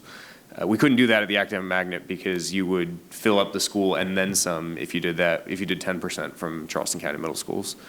So we had to cut it to 5, and even that will fill up about half the class, maybe a little more, and you'd have to go to a lottery system among them. So yeah, the lack of seats is a limitation. Do you think, any of y'all have any input on that? Do you think it could be 200 kids per grade and match the same culture and achievement level that it matches at 160 per grade? I have no data to support my theory, but absolutely, I think when you get a bunch of students together who are ready and willing to do hard work, I think you just end up with more students who create competition with one another, and it drives them all to do better. That was my experience at Magnet, and I've seen that after Ms. Dennis as well. I would agree with Austin on that. I think that the type of students that usually end up at Academic Magnet are the ones that are willing to put in the work. So I don't think that you would suffer, from having larger classes or even just more students there. I think those kids would be, willing to compete and continue to do well. Thank you. Jared Hudson. Hi, my name is Jackie Question Terry two. Berman. I saw what you did in the first section of the zip codes. I guess I'd like to elaborate on that a little bit, how you chose 2 from each zip code in. And is each school represented by a different zip code? Does that embrace all the schools? Or any schools sharing the same zip codes? There are schools that share the same zip code. Yes, there are schools that share the same zip code. The concept is. I mean, the middle schools I'm speaking about now. All right, so Hank might be able to follow up what I'm saying a little better, but the legal research we did, the scholars we talked to, essentially their recommendation on a good admissions policy that will promote diversity is that it should be multi-layered. And so there's essentially concepts in there that are a little bit redundant, but the idea being that if for some reason one didn't produce a desirable amount of diversity, the next one might, and then the next one after that might. So. Right, because I think it'd be most effective if we have a limited number of middle schools to begin with, but in North Charleston, I don't know if they share the same or not, but if you got 3 or 4 schools with different zip codes, that'll be very good. But the number 2 is kind of low, I think. I thought you could come back with maybe 4 or 5, recommend 4 or 5 from each zip code to give us a better shot at diversity, at least 4 or 5, obviously, from each one. Because sometimes when you only got 2, that just could eliminate diversity so easily. Sure, and to be clear, our recommendation is just that, a recommendation. Anything that the school board feels that would create more diversity, we're absolutely on board with. But you think increasing the number would give a better shot at diversity? Well, if you increase the size of the students, you could take that to 3% or do something along those lines. Or add 1% to the top of the 8th graders. They were having to work within the constraints of the 640 to 645 max. And also, Chris, the geographic piece is the third piece of if it isn't. So we might find that with these changes we're talking about. Yeah, they may not get to, but I think overall, when I looked at it last night, I thought it was somewhat ingenious, the thought that went into it, and the time that went into it. I could tell it wasn't an overnight thought. It was very carefully methodical process, and you guys did a good job on that. Really taking that. In fact, this is the really first effort I've seen that someone really trying to get diversity in Charleston County School District was the best effort I've seen since I've been in the school for almost 11 years now. You guys did a very good job on that part. Thank you. Thank you. Thank you for your presentation. And might I, is it okay if the school board has access to that video? Sure. Because we can't seem sorry to about get it that. up. Thank you, because we'd all really like to see it. And thank you so much for what you did. Yeah, give me Postaway, we're almost there. one more time. Yeah.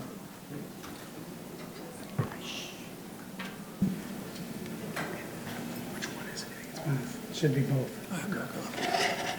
Jared Hudson. Hi, my name is Jackie Terry Berman. Devin DeWolf. Shanika Smith. Robert Blaine. Nafia Basha. Michael Garrett II. My name is Sarah Smith. I'm Dr. Eliza Verratti, and I'm a pediatrician. I'm a licensed professional counselor living in Brunswick, Georgia. Skylar Stewart Clark. I'm currently a hospitalist PA and professor of PA medicine in Charleston, South Carolina. I'm a lawyer in Charleston. I'm a licensed architect. I work in operations and finance in the nonprofit sector in Washington, D.C. I was a middle school teacher for about almost a decade. Scholar and school counseling coordinator for a charter management organization. I am an aspiring forensic psychologist in Tampa, Florida.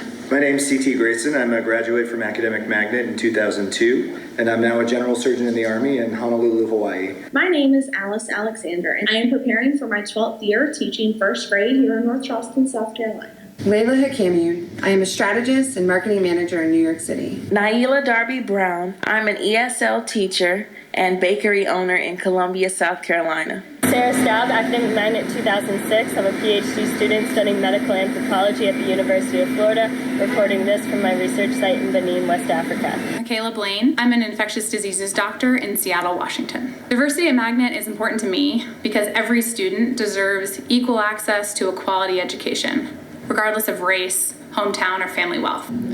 Diversity at Magnet taught me that while race, culture, and ethnicity are important, diversity of thought, ideas, and the ability to communicate with others, even in challenging circumstances, is truly what propels society forward and permits innovation. These 4 years lay the foundation for the rest of our lives. We have to learn about working with a wide variety of people while our brains are still developing during our formative years.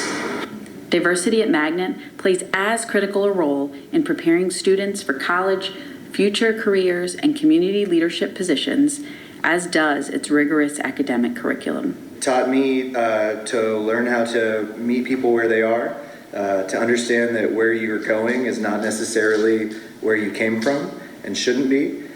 I was coming from a middle school where I was a valedictorian, but our population was also 99% African American. What Magnet ended up teaching me is that diversity was much more than ethnicity and skin color. Every day at work and on the streets of New York City, I interact with a variety of people, most of whom are very different from me. But I believe much of my success in one of the most diverse cities in America is because I learned to value differences between me and others.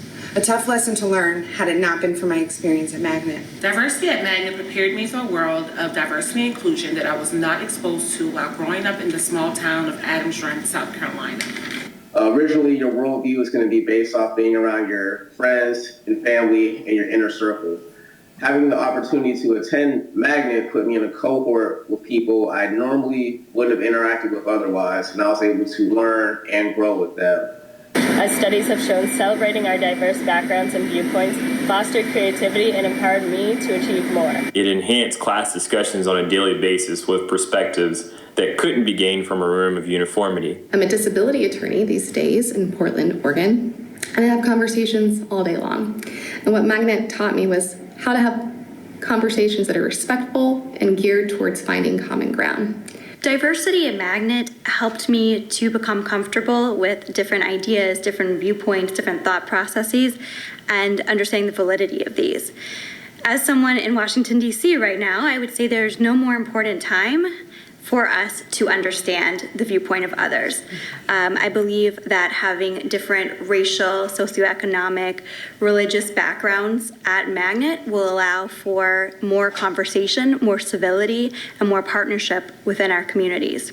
Diversity at Magnet is important to me because without it being reprioritized, my students will not have access to the amazing educational experience I had during my high school years. Diversity at Magnet taught me how to appreciate and really celebrate cultures that are different from my own. Here in Canada, I'm lucky enough to have students from all over the world, but especially Syria and Somalia. Without a doubt, my time at Magnet really helped me become a better teacher for them and a better person overall. As a public high school, Magnet should represent the community it serves. By actively increasing diversity, Magnet can use its national spotlight to be a leader in a model of social justice in South Carolina and around the country. Diversity at Magnet is important because integration faces and embraces the critical struggle for racial justice. We must uplift the voices and leadership of students of color. It'll improve access and opportunity for students all across the county. It'll break down stereotypes. If we don't, we'll limit equal access to quality education and perpetuate racial inequality in our state. We're number one in the country, but we can do better. I am AMHS. I am AMHS. I am AMHS. Go Raptors. I am AMHS. I am AMHS. I am AMHS.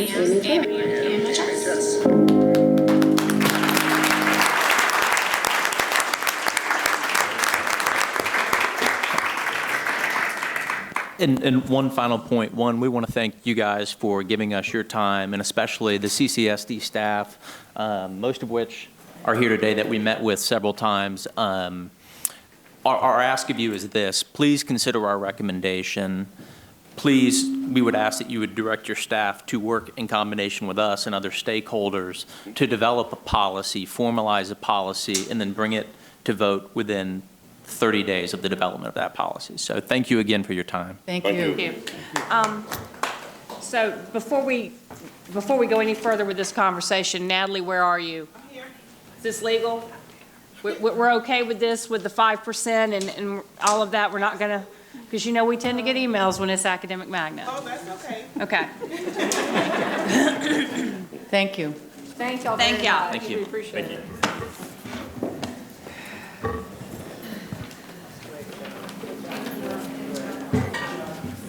And now,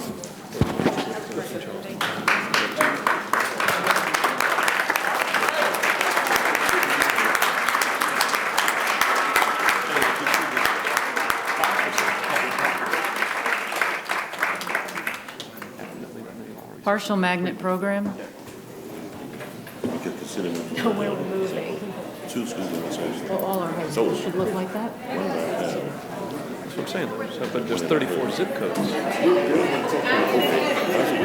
So 34 times 2 is 68 students all by itself. What I really meant was. I know, where's the white people stand up? But you get 5% of those. Well, that's the idea. 5% automatic. Top 5%? Both. Top 5% from all schools. That's an excuse. I'm not accepting it. No,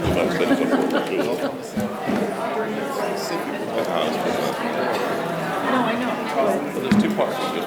Half the class is filled by the top 5% of every class at the university. Because someone said it out loud. The student population is 5%. That takes 80%. Sorry. And missing people in zip codes, you fill that in too. So you get, but they've captured it. I'm not. It's really well done. Right. Yeah. Well, I heard the Can't put you in schools. Please look at that. All right. I really mean that. I don't want that at all. Okay. Because she We've been here a long time. Can we start, please? Buildings aren't important. Students. And that's academic magnet. But that may mean we need less buildings. Right. Let's get the people academic program, please. That's the point. Good afternoon. Good afternoon. I wondered while I was listening to those young folks how proud their teachers and administrators and all that work with them throughout their educational career must be. I think we did something right along the way. Mr. Chairman, Ms. Vice Chairman, members of the board, and Dr. Postlethwaite, good afternoon. I want to begin by thanking my team who's worked so diligently to provide you information this afternoon. When I think about opportunities, as you see up here, for all students, I think about what I would have wanted if I'd had a little first grader. Think about your first graders. What did you want for them? You wanted a kind, loving, caring, smart, talented teacher for them. Is that not what we want for every single child in Charleston County? I believe it is. And I think providing wonderful educational opportunities for every student has been a goal in this district for a long, long time. Think back 30 years ago when we opened Ashley River Creative Arts, and I hope I'm not the only one in the room that can think back that far. And then we opened Buste a couple of years later, and then we opened Jenny Moore. All of these were to provide opportunities for children. And we have added many different forms of choice and other type of magnets through the years. And these options were opened in order to provide better opportunities. And they have in many instances. But in some cases, we have seen unintended consequences for our neighborhood schools. Many times our neighborhood schools were left and didn't have the adequate opportunities and programming to compete. And I think, while I don't want to requote all the different studies that you have read over time, I think it's very interesting that all of these studies say basically the same thing about what we have done as a result of providing many opportunities for some and limited opportunities for others. When we did many of these partial magnet schools, and this was around 2007-8, we did this because we had schools that were experiencing declining enrollment, some due to poor performance, some due to the fact that neighborhoods were getting older and they didn't have as many children.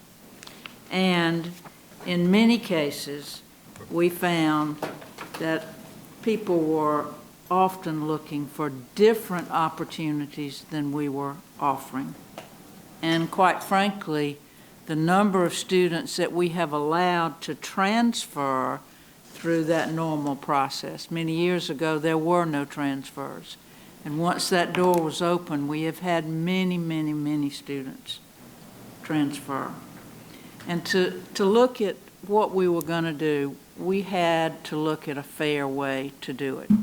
And I have to applaud the hard work of Michelle Simmons and Joe Williams, who worked with their middle and elementary schools to determine just where they were, what had happened as a result of adding these partial magnets. So I'm going to ask Dr. Williams now if he will share this. And I probably should have been clicking that, but I'm sorry I didn't. So as a start to the process, we wanted to establish some principles to help guide us as we evaluated our partial magnets. And these principles are listed on the screen: geographical area, constituent districts, socioeconomic factors, the original purpose of the school, and also equal programming. So these principles led us to looking at our current partial magnet schools and evaluating them for robustness, or looking at how effective the partial magnet themes were in each of these schools. So in this evaluation process, for each school we looked at the amount of partial magnet seats filled, academic growth in reading and math, the number of classes that support the theme, and PD to support growth of the themes. So our evaluation rendered that many of these programs were not robust. So we don't want to disregard all the hard work that we know that the school leaders, the teachers, parents, and communities put into these schools. Just wanted to note that. So we saw that many of the schools made academic gains, okay? But again, the themes were not robust or had not grown. We'd also like to note that these academic gains that we saw in the partial magnet schools were not significant compared to the neighborhood schools in that constituent district. So our thoughts are the arts classes, the CTE classes, the science classes, etc., that we have in our partial magnet schools should be in all of our schools. So we have a visual we'd like to share with you all that can explain this a little better. So if you can follow me on the slide, we have middle school A and we have middle school B. We can see that middle school A has 658 scholars and middle school B has 662 scholars. So we're going to go down for each one. We see that each school has visual arts. We see that each school has performing arts, band, strings, and percussion, but I like to note that school A has 3 versus school B having 2. Each school has PE, each school has health, each school has CTE, school A has chorus, school B does not, each school has a foreign language, school A has GTT and also school B. When we get to the bottom, we see that school A has careers and school B does not. Now I'd like to note a few things. Both schools are in the same constituent district. School A is a partial magnet, and school A is also the school of choice in that constituent district. Say that again, Joe. The last 3 things? The last statement you just got. So school A is a partial magnet, okay? And school A is also the school of choice in that area. Gotcha. Okay? So this next slide, many of you have seen. We consider this our optimal middle school programming slide, and we shared this with you all last year. So we can show you what we currently have, and we know that it says 2018, 2019, but nothing has changed. And what we see on the right-hand side, optimal comprehensive courses we'd like to see in all of our middle schools to fortify all of our neighborhood middle schools. Can I ask a question? There's There's only two teacher point differences. Is that the magnet points? Why is there two less teachers? Can we hold, for your so I hate to points? interrupt you, but can we wait till the end, please? I just thought, because it's just related to this one exam. Do you want me to answer? Or? Okay, go ahead. That could be the case, Ms. Boncoast, but I'd have to research a little more to see. We didn't go that deep into looking at if the points were the magnet points, but I would assume that could be what it is, ma'am. Ready? Okay. So our committee of folks have brought to you thank you. A recommendation for your consideration to perhaps go into effect for the 2020-21 school year with an annual review. You'll notice that these are the current partial magnet schools starting in constituent districts. In District 2, there are two, James B. Edwards and Jenny Moore, and the recommendation is for James B. Edwards to eliminate the partial magnet status, but to continue the allocation to support the program in place. Jenny Moore would be capped as a District 2 magnet with attendance zone and application for magnet seats as space allows. Sullivan's Island, also a partial magnet in District 2. The recommendation is to eliminate the partial magnet status, but to continue to support the program in place. And there is and also down there, possibly rezone. That would be a constituent District 2 job. Lang, also District 2, currently has the program there is also to eliminate the partial magnet status, but to continue to support the program in place and again, possibly rezone. You'll notice on the rationale comment that if there's additional students space available, they can be accommodated through the normal transfer process. And we would go on through in North Charleston Creative Arts to keep as a District 4 magnet with an attendance zone and application for magnet space as space allows.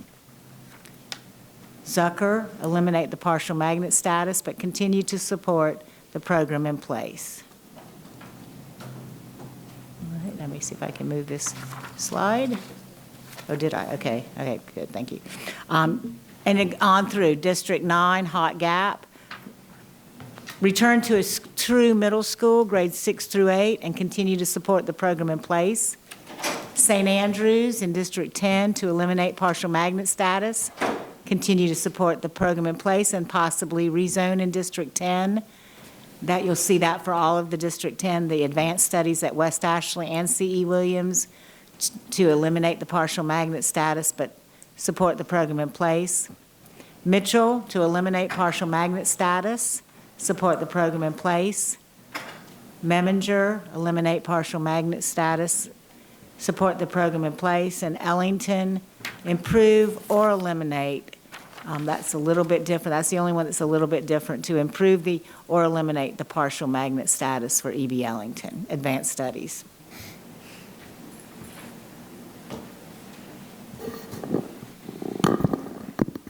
Thank you. So in summary, the future view of constituent magnets, constituent districts 1 and 2, the magnet school programs are Jenny Moore and East Cooper Montessori Charter.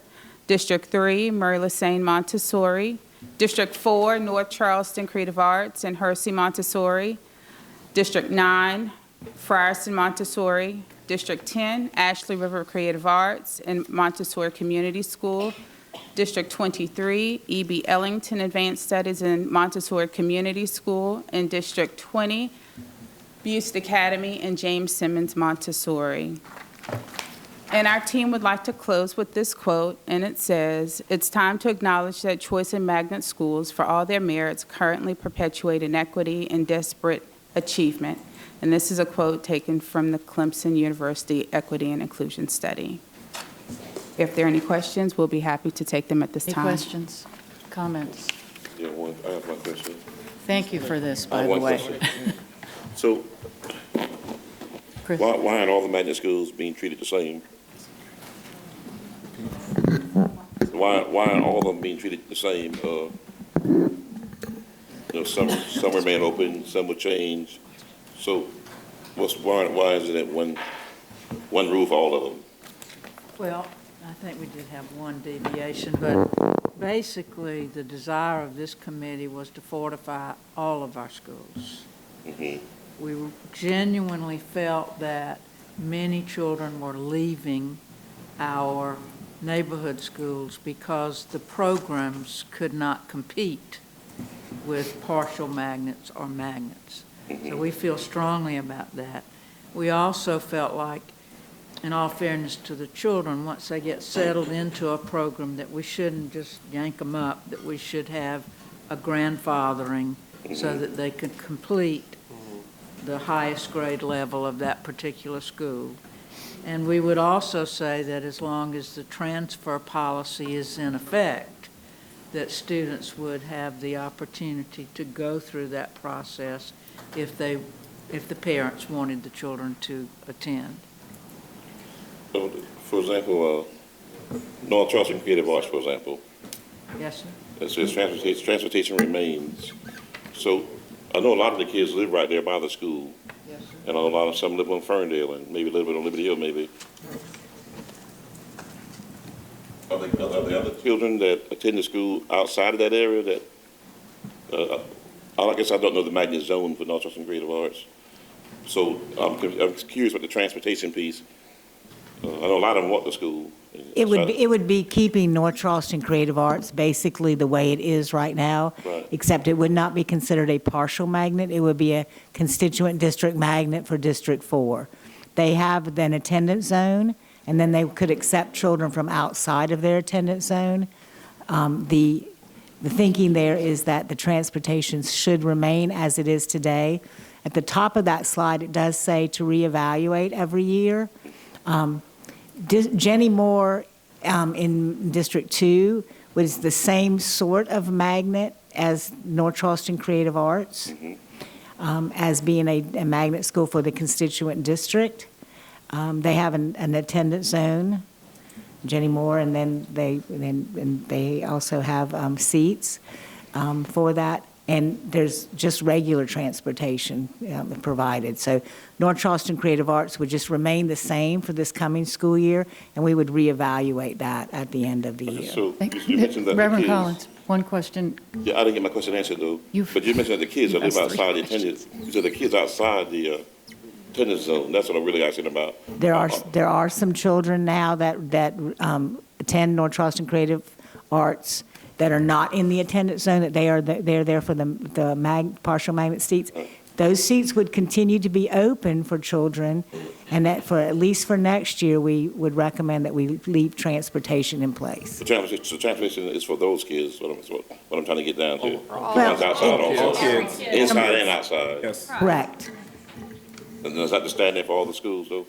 Yes. All the magnets. Okay, stand? that's enough questions. All transport paid for all magnet schools? Yes or no? Okay, So that needs to be addressed then. that's enough.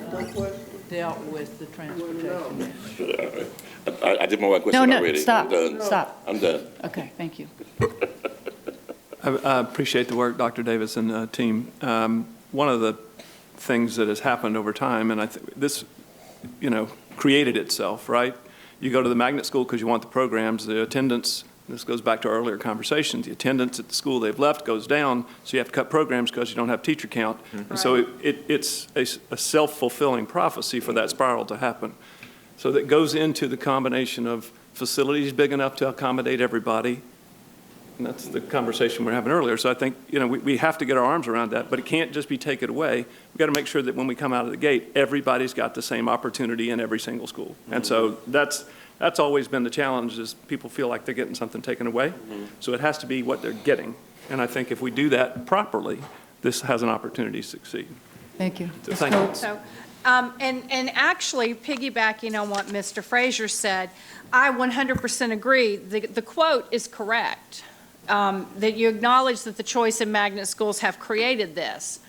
But I don't see how your proposal is the solution, because your proposal is to eliminate the magnet status, continue spending the extra money in all of those schools, and I thought the whole reason we couldn't spend money in the neighborhood schools to give the same programming was a funding issue. So you're not reducing the funding to these other schools for programming. I like where you're headed, but number one, you're not, where's the savings, or where's the ability to put all those extra programs into the schools that are neighborhood schools? I don't see that. Huh? Combined schools.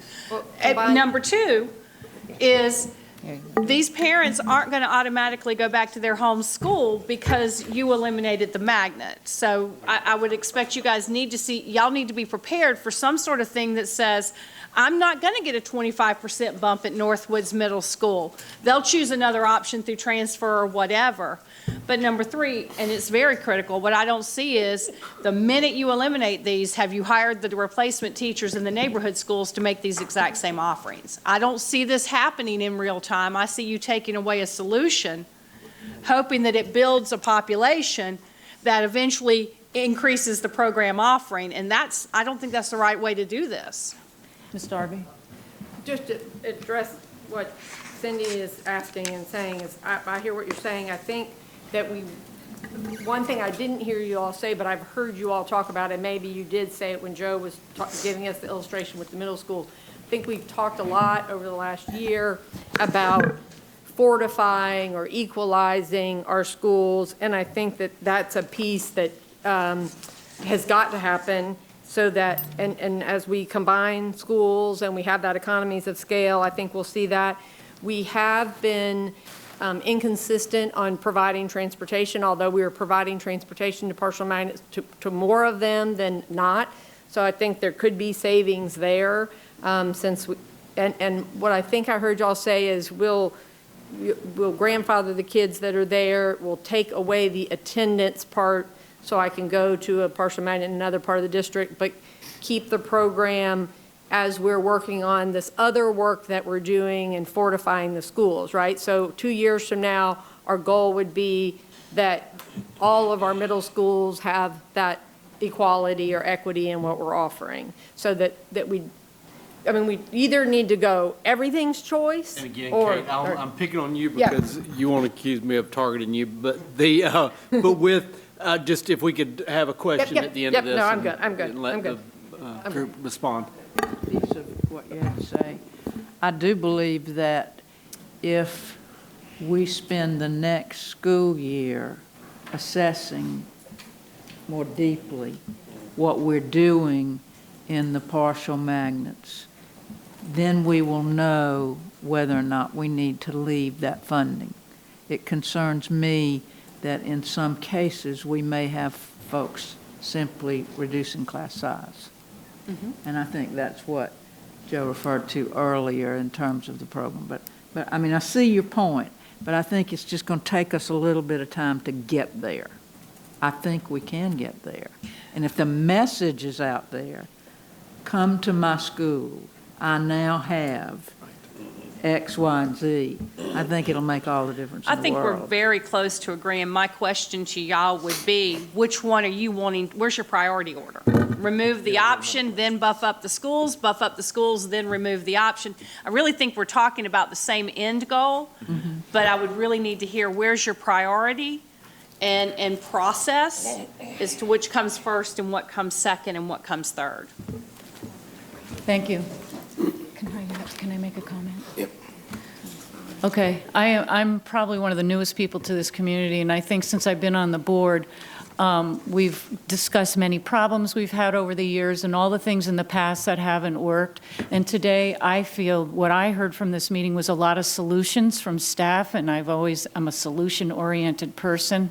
And thank you for all of the hard work that you've done to provide these solutions, because the complaining doesn't fix anything.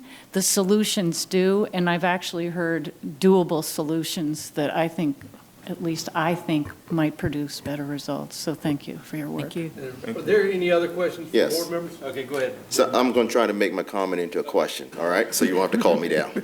So I'm assuming as I recap this, and then I'm asked the question at the end, is that, so as we begin to look at this and you dive into this and you looked at School A, School B, looking at the options and the choices that are there and trying to compare them with the numbers to mirror them to make sure that the offerings are there. So as I begin to look at this, then I'm assuming then that as we begin to look at this to make sure that we are offering these choices, that in order to get there, then that means at some point we will have to either look at schools that are operating at low numbers to come to higher numbers to be able to offer these type of course offering across the board. I mean, is that what you're saying to us today? I'm putting my question in. Yes. Okay. So if you're saying that today, then as we begin, Ms. Coates, to look at what has been presented to us today, then I would assume that this is just part A of the triangle effect of making a decision of how all of this come together. Is that what you're saying today? Yes. That's my question. So I think it would behoove us, before this Madam board Chair. separates and while we still have people listening to this, who's making the final decision? We've had some. The board. Is the board going to decide whether to approve or to reject eliminating these magnets, or is the staff going to make that Oh, the decision? board. The board will be the final decision, okay. Recommendation from us. Any final questions? Okay, thank you. from board members?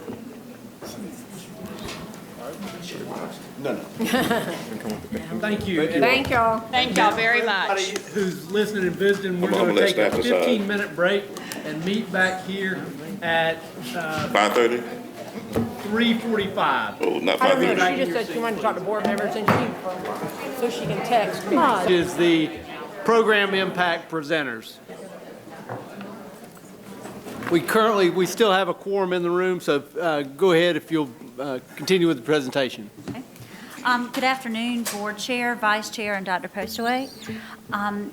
We have a team here. We're going to share some information about the program impact reports. Before we get started, we can just go down the table and just introduce ourselves very quickly and what we do. We can start with Ms. Nichols. Jeff Rowe, Chief Operating Officer, Northern Rail. Jennifer Coker, Alternative Programs and Services.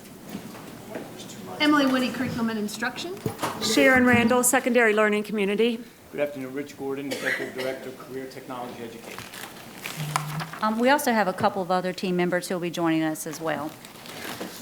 Thank you for providing some time for us to go through the program impact report. This report will provide you with a summary of overall outcomes based on the available data that we have that's related to these specific programs and initiatives that we'll review today. I guess I'll wait until the slide. Okay, there we go. All right, you'll find one of three different descriptors on each of the slides. A green dot, a yellow dot, or a red dot. The green dot represents what would be considered positive trends of effectiveness. If you see a yellow dot, that indicates that there's some evidence of a positive trend of effectiveness, but the data may not be as robust as what you would find with the green dot. The red dot indicates limited or no evidence to verify that there is a positive trend of effectiveness. Okay? All right, we'll get started with the first one. Hello, I have the good fortune to talk about Early College High School. You see it has a green dot, so it has a positive return on investment according to the data that you're going to see here. As you well know, Early College High School, it has the focus of bringing in students in the average range and many other factors, and putting them on a college campus and emphasizing dual enrollment courses. On the right-hand side, you see some data that shows for 9th and 10th grade students, 37.9% of Early College High School students are taking and passing dual credit courses with a C or higher, compared to 13% in other high schools. On the next slide, this particular graph is focusing on Lexile growth and proficiency. On the right-hand side, you see that 89% of students at Early College High School met or exceeded grade level Lexile proficiency levels. In other words, they're reading on grade level or beyond.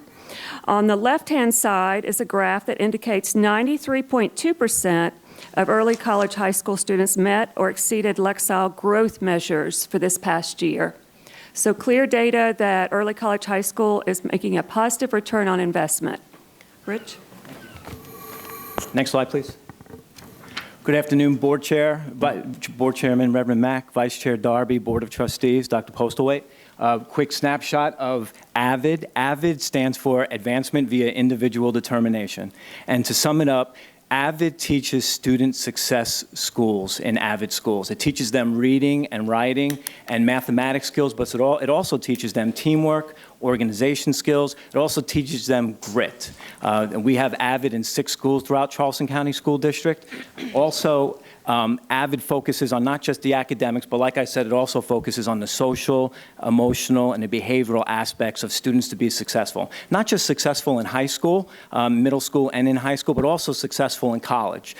Nationally, the research indicates that AVID students not just enroll in post-secondary schools at a higher clip, they also persist and succeed in post-secondary schools. What you see is just a quick snapshot of our AVID implementation expectations throughout our schools, and it's broken up into 4 domains: instruction, systems, leadership, and culture. It's how well we're teaching those strategies. It's the systems that support them in the school. It's the leadership supported with the mission and vision of those leaders in the building to enforce the rigor and the college and career readiness aspect. And then finally, the culture of the school. Are we changing the behaviors? Are we offering the students the opportunity to obtain and to achieve above and beyond? At the end, you'll see college entrance requirements. 100% of our AVID students are enrolling in courses that will prepare them for 4-year universities upon graduation.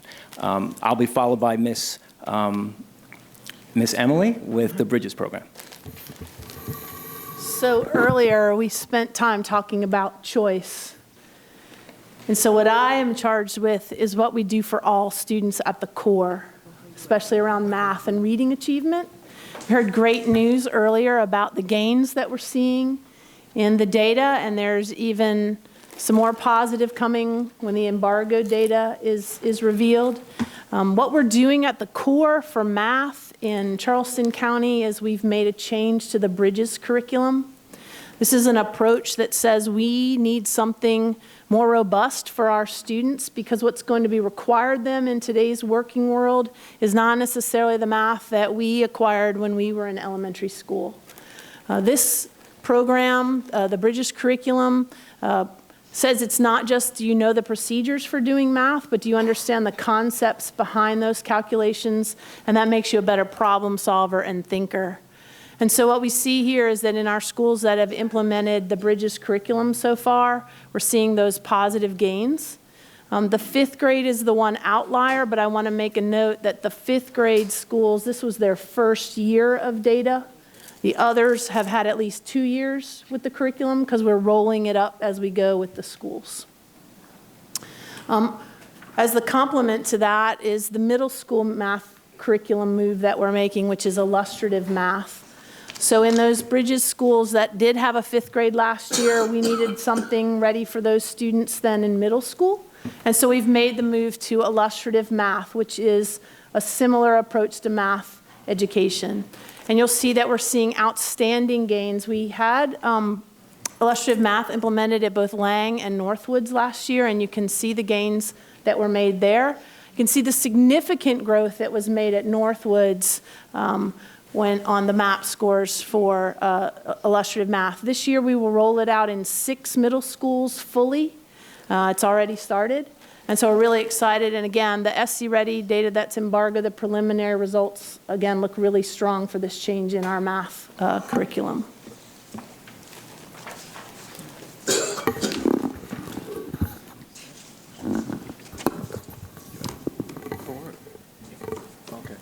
Oh, so great day to you. Hi, Joe. How you doing? Good to see you. So I was kind of caught off guard there. But we'd like to preface this next part of the presentation with the fact that we had a lot of local industry that came to us expressing concerns about our scholars in CCSD not being equipped or ready to pursue jobs at their companies. So with that being said, we thought more specifically about North Charleston and the fact that they have Boeing right in their backyard, and many of those scholars would probably fall into that category for not being prepared. Excuse me. So with that being said, we're going to have Rich share some information about the North Charleston STEM initiative that we currently have in place. Thanks, Joe. And as you can see from the snapshot, just some of the highlights from the North Charleston STEM initiative. As you know, North Charleston Elementary, Morningside Middle, and North Charleston High School, the idea was to infuse STEM inside the classroom, outside the classroom, after school, in the community, during summer with summer camps, after school enrichment programs. And just some highlights I wanted to indicate to you guys. You see Project Lead the Way, Introduction to Engineering, Computer Science. Those are the basic introduction level courses for some of those higher level CTE career pathways like STEM and Project Lead the Way, Engineering, Computer Science. You can see from 1819 to 1920, we've almost tripled the enrollment at North Charleston High School. And as I've indicated in the past, those are the entry-level courses that will prepare our kids for those North Charleston Center for Advanced Studies completer programs, certification, and vertical articulation, whether they go into the workforce, Trident Technical College, or to a four-year university like SC State or USC or Clemson University. We also have some numbers for some of the students in the middle school and the elementary school, activities, robotics competitions, Lego enrichment activities, work-based learning, structured field studies, subject matter experts coming into the classroom, and then we're also supporting them with social and emotional supports and needs as well. So looking really good. A lot of more work to do, but an excellent start to the North Charleston STEM initiative. Thank you. The next thing we'll talk about is FastBridge. After much stakeholder involvement, this assessment was chosen and implemented last year for kindergarten and first grade. The move to this assessment actually originates from a need to better assess the skills that are vital for reading. It's also to ensure that we have a universal screener for dyslexia. So this assessment was implemented for that purpose. This assessment also provides valid and reliable data with specific information about discrete knowledge and skills related to reading. We're also implementing it with math as well. As you can see on the screen, both tested grades, K and 1, improved their median national percentile levels from fall of 2018 when the assessment was initially implemented to spring of 2019 by 3 points in kindergarten and then 6 points in first grade. We do continue to work on building capacity around not only interpreting, but also using the data that we get from FastBridge through ongoing professional development opportunities and school-based coaching. And the reason that we think we see the FastBridge data looking like it does is because we've implemented in almost all of our elementary schools now the phonics portion of Open Court. It's not the full ELA curriculum, it's the phonics portion. Phonics is particularly important for those early reading skills, and that's what FastBridge assesses for us. The assessment that we had before didn't tell us quite as robust a reporting of those skills the way that FastBridge does. The idea behind Open Court is that it benefits 98% of students, even high-achieving students who come to school reading, still benefit from this explicit, everyday, systematic phonics approach. And so we're seeing the gains taking place. We are rolling it out K1 to start now. That's an adjustment from when we started, and then rolling it up through the grades because K and 1 is the biggest impact that we need to have happen for those early reading before it switches in third grade to reading to learn. So we see positive results happening there as well. The yellow dot next to instructional coaches means that we think we need more data. We see some positive trends, but not as much as we would in the green dots. So to make a change, curricular changes that we're talking about with Bridges and illustrative math and Open Court phonics, and maybe someday with a full open an ELA suite, we need people on the ground in schools helping teachers job-embedded professional development. That's the direct responsibility of an instructional coach. They are school-based positions. They're allocated to the schools. They are evaluated and supervised by principals. They are not district-based positions. We think that the capacity building in this district hinges on those people, that they are the ones every day in the classrooms with teachers helping do those support things, whether it's data analysis, coming in and modeling, teaching side by side, whatever it might be. That's the charge of our school-based instructional coaches. This year, through last year's budget you approved, we now have them in all of our schools, including the high schools for the first time in a long time. The reason we see the yellow is because we know we have more work to do developing this culture of coaching. Not all of us are as willing or able at this point to see our own growth needs. And so there are some teachers still who don't necessarily see the value of an instructional coach, and a lot of that is around culture. And we know we have work to do around that. We're very clear each week, each month with the instructional coaches when we're here about that, demonstrating that impact. So that's the part that we'll work on is reaching all teachers by the end of the year. We're going to talk about focus facilitators, and in doing that, we're going to review some history. During the 16-17 school year, there were 11.8 allocations for focus facilitators that served as ISS proctors for 10 middle schools and 2 high schools. 15.2 additional positions were requested for the 17-18 school year to provide equity across middle and high school allocations and to provide additional resources to our high-needs elementary schools. So these additional allocations allowed for 27 focus facilitators during the 2017-2019 school years. This allows for ISS proctors in 11 middle schools and 11 high schools. Additionally, 5 serve in elementary schools as interventionists and are called focus facilitators. These positions are allocated each year based on data and need. So we believe that supervised ISS is a necessary component to the continuum of disciplinary consequences and an effective progressive discipline system. Review of the data on the screen are the percentages of students or percentages of referrals resulting in ISS, and there are numbers for 16-17 on the screen, and that means that our high schools were pulling other people out of their jobs to supervise students in ISS. So now we've given them a person to do that, and people are not covering ISS. This is a need for level 1 and 2 offenses to remove students from classrooms where they're disruptive and they can not continue to allow the learning environment to occur. It's an immediate place for students to go. And it is most viable as a level 1 and 2, as a consequence for a level 1 and level 2 offense. Sorry. We're also going to talk about the top talent supports we added 2 years ago. To a set of schools, we assigned climate coaches and social workers for 1 day a week to a set of schools.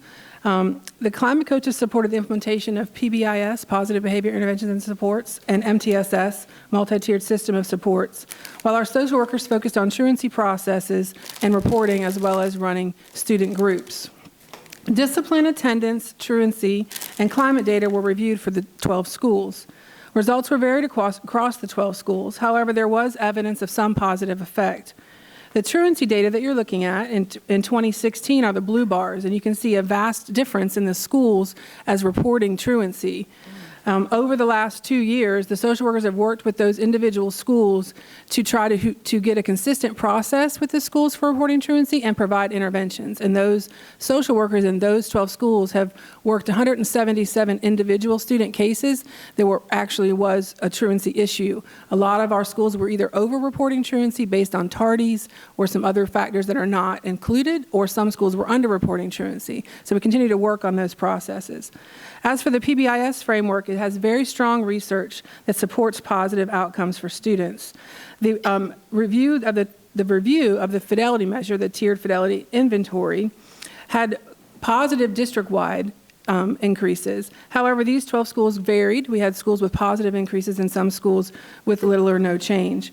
The data does support that PBIS is a 3 to 5 year program for a systemic change in an elementary or middle school and 5 to 7 years in a high school. So to note, this is the beginning of year 4 in our elementary and middle schools and the beginning of year 3 in our high schools. After a review of these data points in all of our schools, our department has begun to realign our resources to provide additional supports more days a week in certain schools based on the data. And the data does suggest that in some of our high-need schools, that 1 day a week of support was not enough. Vice Chair and Superintendent, I'm going to be reporting for Bill Brigman, the Chief HR Officer, who had to leave on some personal issues. The first is some of the initiatives on the left-hand side. The first two are the Phase 1 of 3 salary schedules and the Phase 2. We've completed Phase 1 and Phase 2 in the fiscal year 19. Last school year, on the first day of school, we had 0 vacancies for I think probably the first time ever. It was huge. This year, we started with 12 vacancies the first day of school. So while we still see it's not quite as good as 0, it's still quite good, knowing we are experiencing some effects of the teacher shortage. But it's a positive impact that we know that the increased salary schedule that you guys so graciously approved is working. The high poverty math salary schedule was approved and this really has attracted experienced teachers. And we've had 0 math vacancies on the first day of school for last year and this year. That's very extremely huge, and that did not happen prior to the salary schedule for the math teachers. Also, the initiative of Teach Charleston, that's a district approved by the state. We had got board support in the spring of 2018 to develop the program. The state approved it. And cohort 1 for FY20 has 10 participants. We are growing teachers in our area with our own district alternative route certification program. Teach Local is another Grow Our Own initiative where we're looking to create a pipeline from high school to teacher, a high school student to teacher, and so we've been doing some recruiting efforts and planning. Those began this past school year, fiscal year 19. We have a memorandum of understanding with the College of Charleston and Trident Technical College, and we are really targeting those students, especially at early college, high school, that want to be teachers. And so we'll be seeing the fruits of those initiatives in the upcoming years.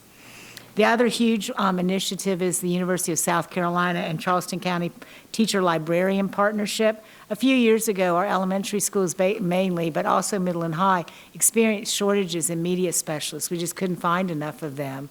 And so we developed a partnership with the University of South Carolina, and we have had cohorts, and there's now 10 teachers this year in the cohort, and all teacher librarian positions in all schools are filled. We have no vacancies there, so Human Resources got a green dot.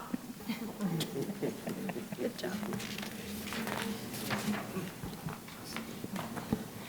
The next program we took an intentional look at is our pilot program, where we had 2 teachers in a classroom at 3 select schools, and I regret that I have to call to your attention the red dot, which indicates that the program in itself did not yield the type of results, outcomes, or indicators that we hope for. So I will acknowledge that we did see improved percentages in terms of fall to spring growth and the number of students meeting their growth targets. So if you study the chart, you will see that we did see upward movement. But Reverend Mack alluded to the idea that we need to see accelerated growth, a year and a half growth, and that we did not see as a result of this program. We're looking for that accelerated growth, particularly in the schools that we had the pilot. So our takeaways moving forward indicate that we have to couple the 2 teachers in the classroom with other layers in terms of programming, curriculum, the type of job-embedded support to teachers, the monitoring of the program. And so while at face value, you see the red indicator, we know that we have more work to do in terms of building this out in a comprehensive manner. And then the Angel Oak and North Charleston CD expansion. So you heard the program report earlier from Ms. Ambrose that talks about the need to revamp and overhaul our CD or our early learning structure.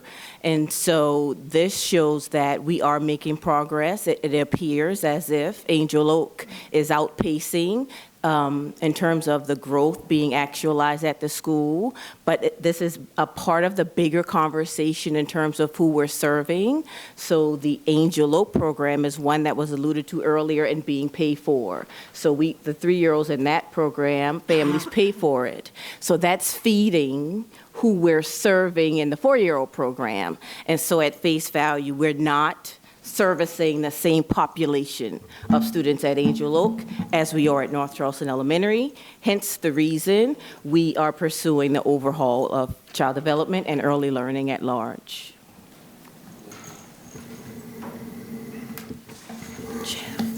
Great honor for me to present the last slide. Yes, slide 85. 2 years ago, that you increased our funding for preventive maintenance. We were able to bring on board 5 additional mechanics. The goal was to reduce reactive maintenance, minimize the downtime in our schools, and reduce the negative impact on school ops. The traditional industry measure for this is PM to TM ratio, preventive maintenance to total maintenance. And as you can see it in bold there, we've increased our ratio from 15 to 22% since we started bringing these folks on board in FY18 through the end of last fiscal year. As importantly, we've increased our effectiveness. We're increasing the number of work orders completed. In fact, we went from 6,000 to over 10,000 these past 2 years. We look forward to continuing to bring that number even down or bring that number up to closer to industry standards or industry champions. That's it. 85. That's the end of the presentation. Going around the horn, board members with questions. Ms. Darby? Nope, none. Reverend Mack? All right. Reverend Collins? Just two. Please, Chris. What does it take to have 100% certified teachers in every classroom on day one? Yes, that was my slide. So what does it take to have 100% certified teachers in every classroom day one? Well, it takes a valiant recruiting effort, which we do have. We're experiencing a teacher shortage. This is one of the reasons why we're looking at alternative route certification. We have to do, recruiting is it's a year-long process. We're continually recruiting and attracting teachers to our district. So we, pardon me? Early hiring, thank you. I've got an out back here.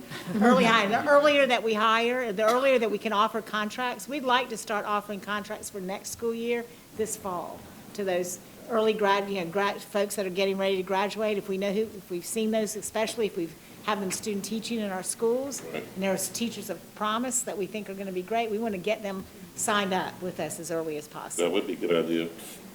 Lastly, I gotta go, Chris. The teachers that are in two to the classroom, go ahead. Yes. The 2 teachers to the classroom, those are both certified or one is an assistant? Both certified. One of the elementary schools, they have a model where K through second is a certified teacher with an assistant, 3 through 5, 2 certified teachers. What schools are these? What schools got, what the program is? What school has the 2 teachers per class? Ours. So Shakora, 2 teachers in the classroom, and select classrooms. Select classrooms. Burns, and you know we're phasing Burns out into Meeting Street Academy. And Sanders Clyde. Sanders Clyde has a model whereas K through second is a teacher with an assistant, 3 through 5, certified. And how many classes in the school building that have 2 teachers roughly? The entire program at Per Sanders school. Clyde has 2 adults in the classroom, but it I mean, how many classrooms, I mean? total, top of my head, I can't. Probably 3 per class, some 20, 21. About 3 classes in the building? Yeah, per grade, excuse me, yeah. About 20 classes? On average, K through 5. Thank you very much. All right, Ms. Frazier? Ms. Coates? Mr. Hollingshead? All right. That's it. Going on to the next item then, thank you all very much